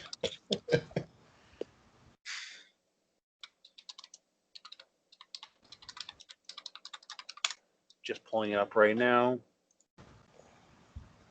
All right. So we start off with Drew McIntyre kicking us off, accompanied by the Pyro inside the Thunderdome.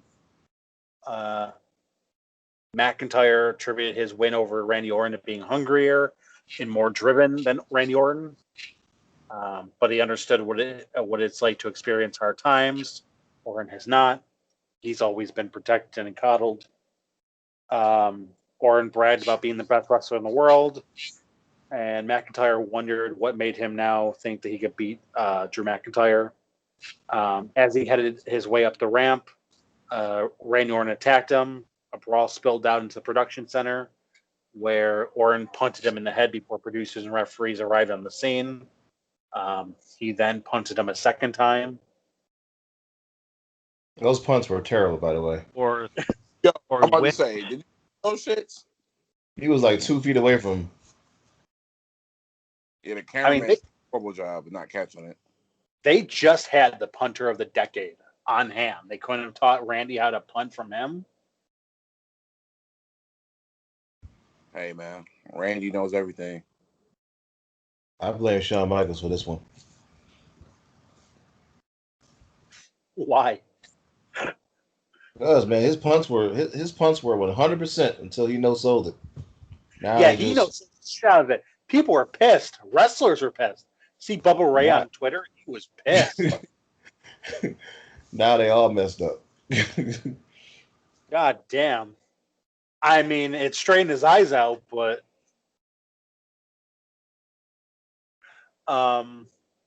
so next match that we do have is Shayna Baszler against Bayley. Who cares? Yeah, Shayna Baszler got the win via disqualification. Well, you're going to care a little bit. Yeah. They are starting to do the wacky tag team partners who hate each other trope. As Shayna Baszler and here we come, a natural born killer, Nia Jax. That's right. Getting to be a tag team.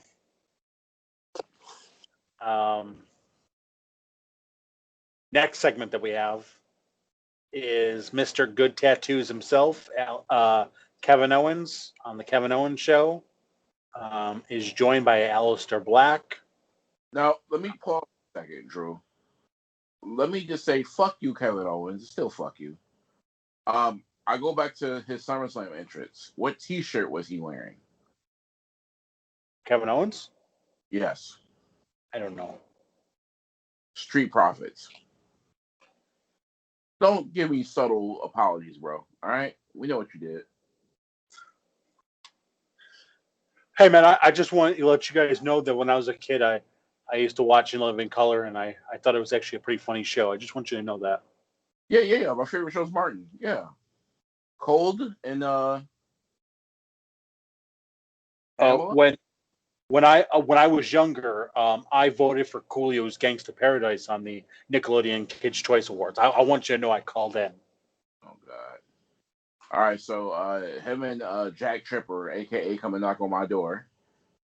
Yeah, Aleister Black. Aleister Black making a rare showing on Raw.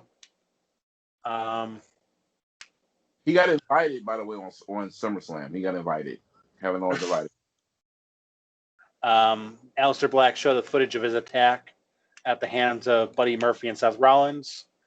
Kevin Owens attempted to reason with him, explaining that Rollins has a history of manipulating his rivals. Before Owens could continue, Aleister Black pretended to get a dizzy spell of some sort and then blast him with a big back elbow. I read that really fast. I thought it said big black elbow, which I was really confused. He then finished him off with Black Mass before stomping off. Motivations unknown to the commentary team and the fans. It looks like this is either a heel turn or just Rollins getting his way. Rollins is in way too many fucking feuds right now. It's hard to keep track. A lot of opportunity. Next match that we have is a fatal four-way for the 24/7 championship. I don't know why these are sanctioned matches. That kind of defeats the purpose of the belt. But we have Shelton Benjamin defending against Cedric Alexander, Akira Tozawa, and R-Truth. basically the usual suspects. Akira Tozawa ended up getting the win as the ninjas distract everyone for Tozawa to get out of there. Can we just retire this belt?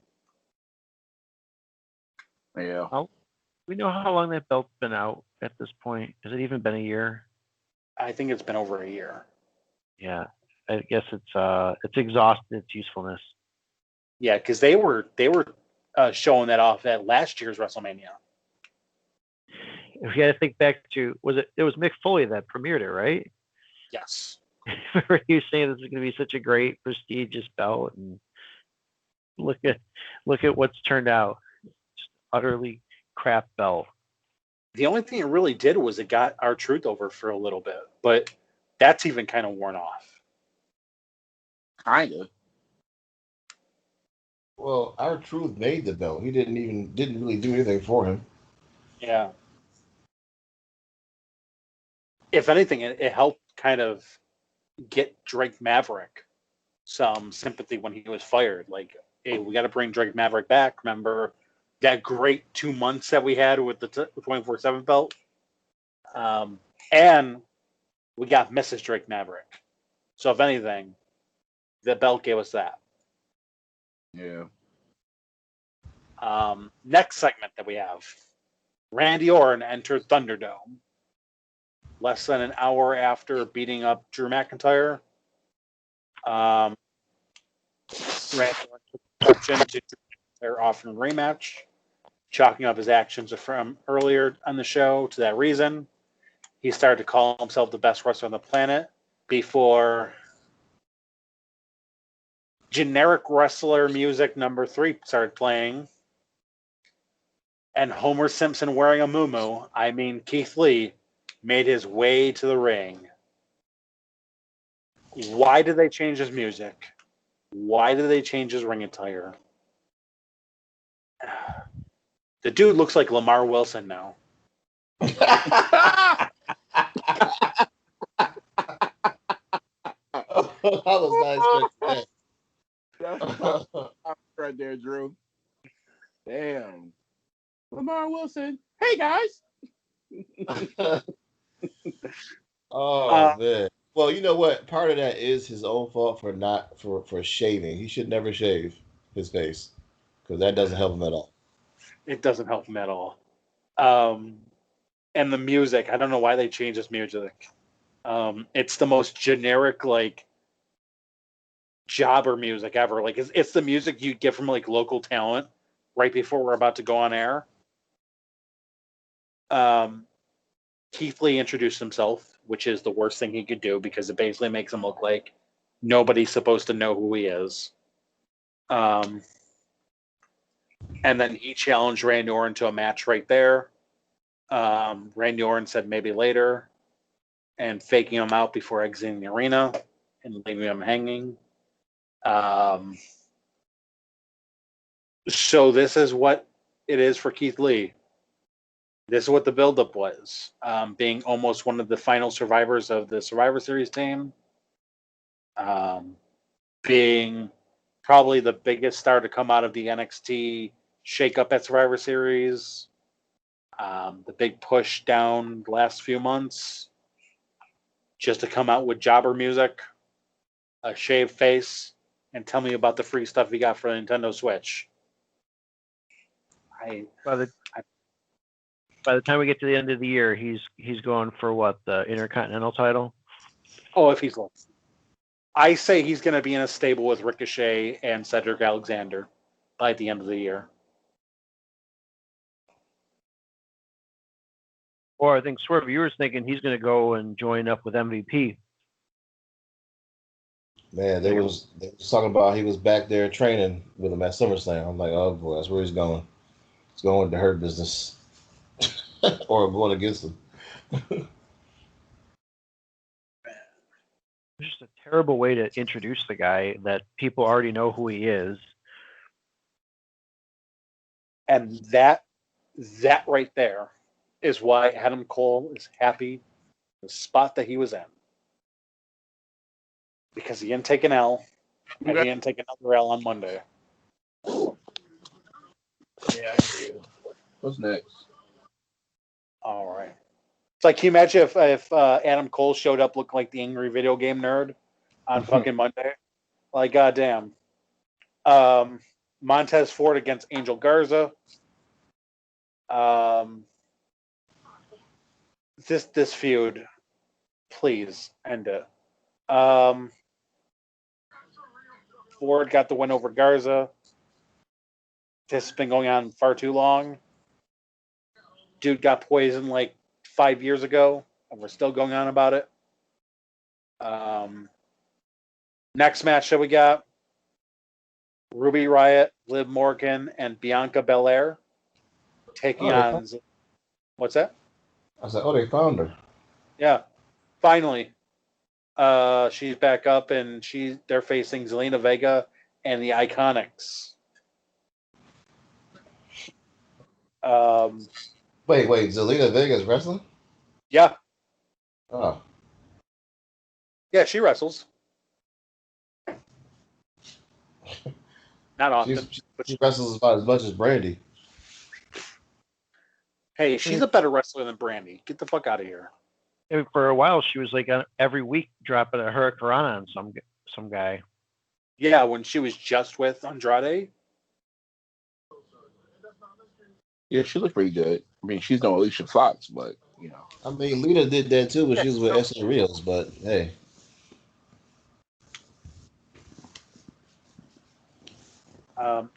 So yeah, I mean, Zelina Vega is not getting Arn Anderson fired for being drunk, but Ruby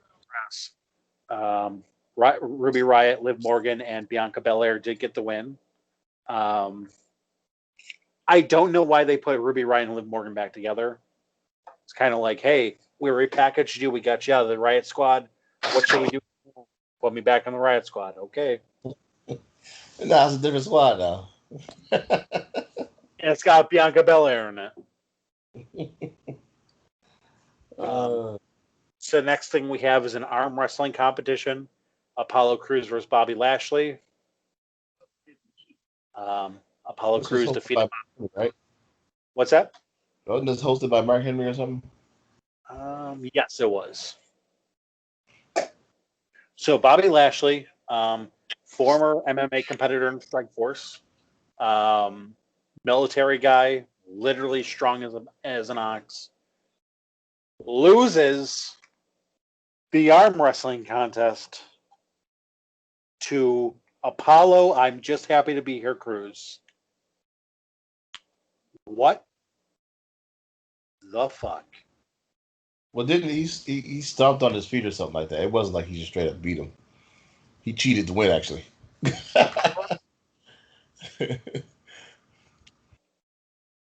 No, Lashley tried to cheat. I think Lashley tried to cheat and Apollo Crews beat him to it. But didn't he stomp on his foot or something? Yeah, I think Lashley tried to do it first, and Apollo Crews kind of like beat him to it. Right. Some dumb shit like that. I think what the problem is that Lashley didn't have the power of his sisters on his side. Oh Lord! Remember that shit that lasted for like 3 weeks with his like 3 sisters? And we never saw except they were men. You getting food above the ground, Drew? That's what you're doing.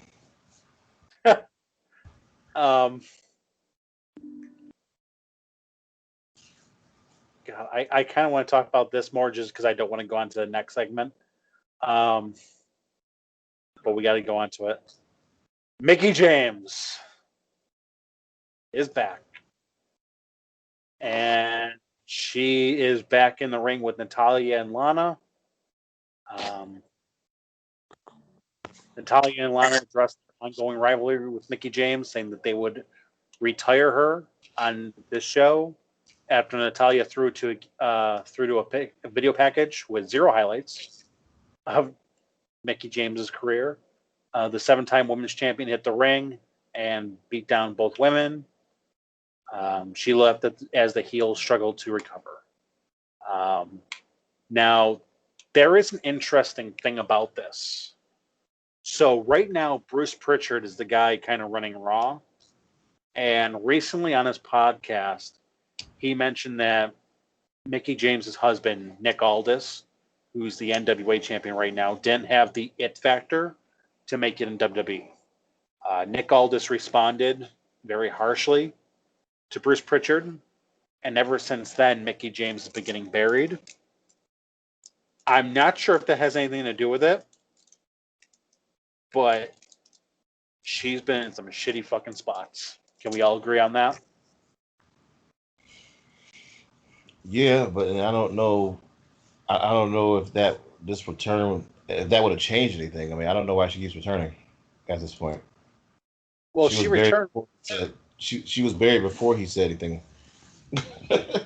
Well, no, because she just came back last week after her surgery. She had ACL surgery. Yeah, I'm talking about before that when she was there the other time when she came back.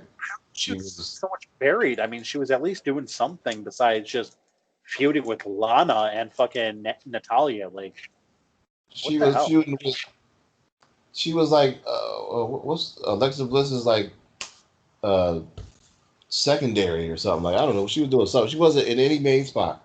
She wasn't doing nothing prominent. By the way, did you notice that Alexa Bliss wasn't involved in the SummerSlam main event at all? They like hyped that whole thing up around her, and she wasn't involved in it at all. But I don't want to digress on that. So Randy Orton leaves him hanging. However, we do get Keith Lee versus Randy Orton, even though he left him hanging and refused to fight him. So there's that. This is after a very brief trip to Raw Underground.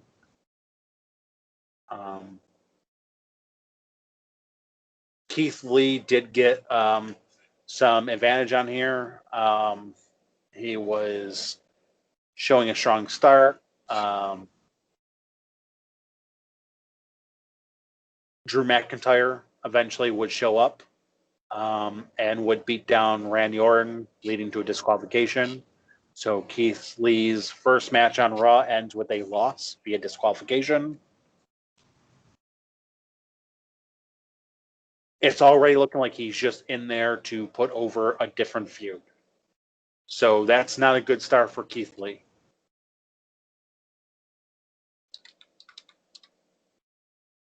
Any thoughts on that?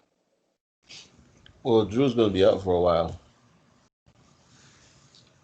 So is he dropping the belt? at least for a couple of weeks or so with these punts. Probably not dropping the belt, but it's enough time to give Keith Lee a win over Orton. I'm not sure how, but you know. Okay. The next thing that we have is lumberjack match for the women's championship. McIntyre endured a third punch to the head during the commercial break.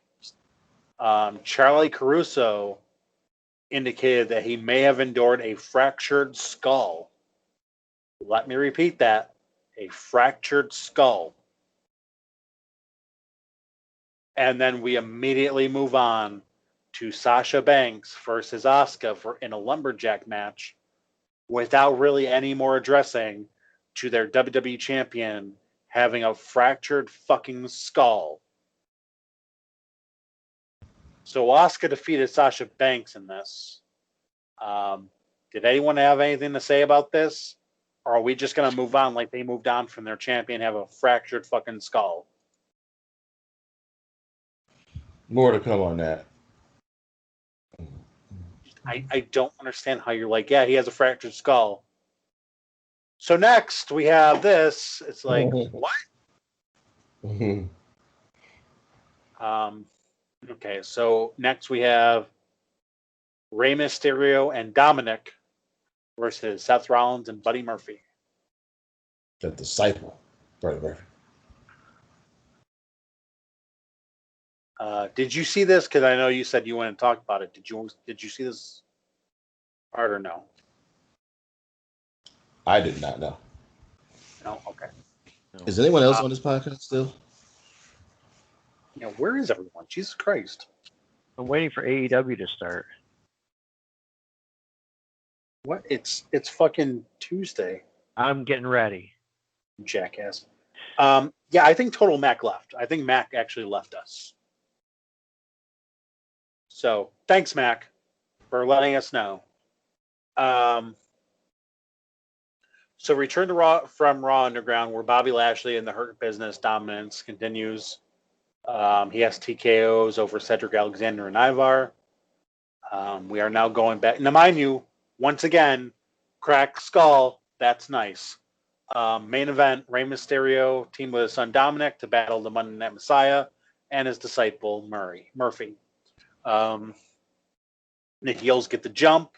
The bell rings, and Dominic took the fight to Murphy. Mysterio wiped out Rollins at ringside before joining his son for a 2-on-1 assault on Rollins.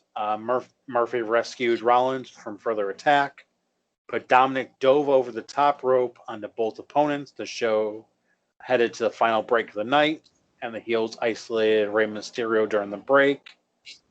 He got a hot tag to Dominic. That sparked a babyface comeback. A distraction would allow Rollins and Murphy to clip Dominic in the knee. Rollins then took over with a buckle bomb, but Dominic escaped and tagged his father into the match. A blind tag to Murphy nearly cost the babyfaces, but Ray joined his son in a double 619, and then the lights flickered and Retribution appeared. Ray tried to help his son out, but endured a beating at the hands of Retribution, all while Rollins and Murphy watched on from atop the entrance ramp. Two of the masked villains sent Ray face first into a ring post before positioning him alongside his son, and then they stood on the ring apron to close out the show. Match ending in a no contest. It was nice of Retribution to show up after the pay-per-view. Yeah. They didn't want to give them any pay-per-view bonuses, I guess. Well, you said it was 20 guys. A lot of guys to pay. True. So they making it seem like, I mean, the heroes obviously, but why wouldn't you go out and attack everybody? Like, what is your alliance with Seth? I mean, maybe they subscribe to the Church of Rollins.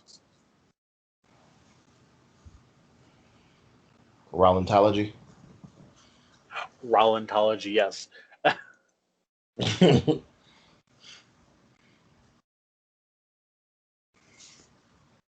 All right, well, it's pay-per-view time, right? Yes, it is. That's it.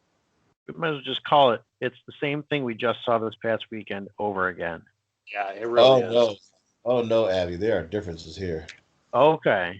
We need to point these out. All right, we'll run through these pretty quick. I got them pulled up. Oh, you do? Okay, good. Yeah, not many matches. So first up is Bayley and Sasha versus Shayna Baszler and Nia Jax tag team match for the WWE Women's Tag Team Championship. Who you got and why? I'm gonna say, you know what? I'm gonna say the challengers. I'm gonna say that just so that they can kind of get this Bayley and Sasha turning on each other train moving just a little bit more. And we can get a little storyline of Shayna and Nia not liking each other, but having to coexist. I think I'll tack on. I agree with Drew, but I think just for the sake of being entertaining, Nia is going to hurt one of those two opponents, and they're going to have to be out. So. Maybe a fractured skull. They can't hurt one because that's going to ruin everything that Bayley and Sasha work for. So Nia can't really be in there that long. It has to be Shayna. I think that Nia and Shayna will win, so I agree with you guys on that. But I think that Sasha's going to take yet another pinfall, and this is going to put her over the edge due to Bayley's mistake. Okay. Next match that we had was Apollo Crews against Bobby Lashley. What did you think? Bobby Lashley's going to win. What about you? Yeah. I think it's now we're gonna switch, and now Bobby's gonna win. I think just like frat brothers through a drunk sorority girl, Apollo Crews is running the train, and Bobby Lashley is the next stop. So Apollo Crews is going over again. Well, there was some. I don't know if this qualifies as dirt, but it's something you guys didn't mention. Bobby Lashley called out Brock Lesnar on Twitter. Really? Take from that what you will. Well, he ain't going to be challenging for the U.S. Championship against Bobby Lashley, so. He won't, but it would make it, he needs something to hold him until that time comes.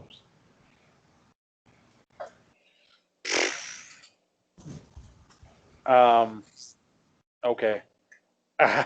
I don't see how the U.S. Championship helps them, but moving on. No holds barred triple threat match. That's kind of redundant since all triple threat matches are no holds barred. The Fiend versus Braun Strowman versus Roman Reigns. Who we got? I hate to say this, but I'm starting to lean towards Swerve's opinion. I think this is going to be a ridiculous title switch over to Roman. Do we think this is the biggest fuck you to Bray Wyatt that he's losing the belt in like a week? 1 week after he wins it, we're taking it off you.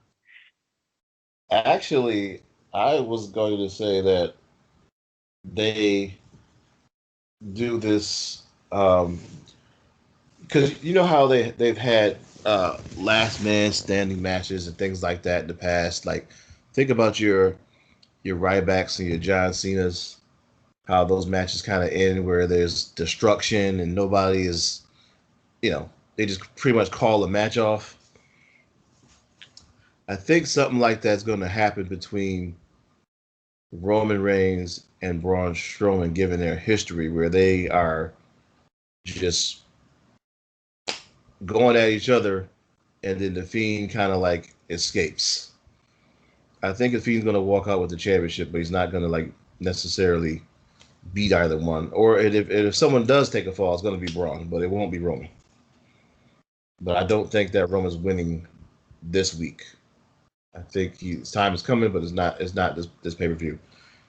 Yeah, I mean, looking ahead, we have Clash of Champions and then Hell in a Cell. So maybe they do try to do somewhat of a build-up for like Hell in a Cell. Possibly. I would hope that Bray Wyatt keeps the belt, but I'm kind of leaning towards Roman just because it's Roman. LOL, Roman wins. Hopefully he cuts a promo and we get to know where his allegiance lies or what we can think of him, but for right now, all we have is the pearly whites. Yeah. And the last match that's on the docket, Keith Lee against Randy Orton. I'm going to go with Keith Lee here. What about you, Ravi? Yeah, I'm hoping this is, even though they just ripped on Randy for not helping bring up guys, I think this is actually going to be Randy takes the fall and to elevate Keith Lee. I'm going to say Randy Orton wins just in spite of what they said about him, because he is that kind of guy who will take that criticism and go, okay, well, then I'm going to be like that. So I'm going to say some like shenanigans happens, like Drew McIntyre shows back up. But yeah, I'm going to say Randy Orton gets this win. If Drew shows up, do we inevitably then now have to have a 3-way pay-per-view match for these guys? He shouldn't, though. He's supposed to be out for weeks. He really shouldn't show up. He has a fractured skull, so if he shows up, he's getting decapitated. Like, that shit's coming off.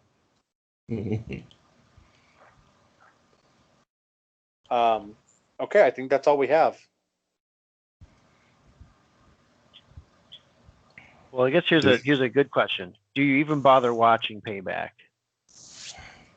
Well, you have to, because Roman's in it. Yeah. Chopper City, You know what's actually funny? The Raw ratings this past week were the highest that's been in months because of Roman, and he wasn't even on the show.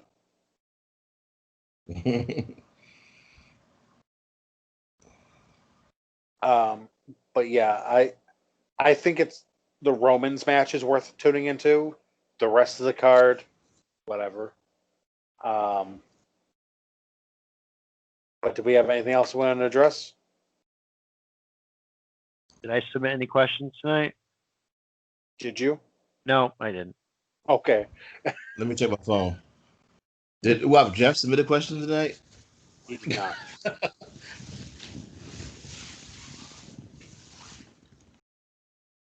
All right. Well, we will see everyone later. Did you guys want to? Did you want to call us out, or did you want to play us out, or want me to?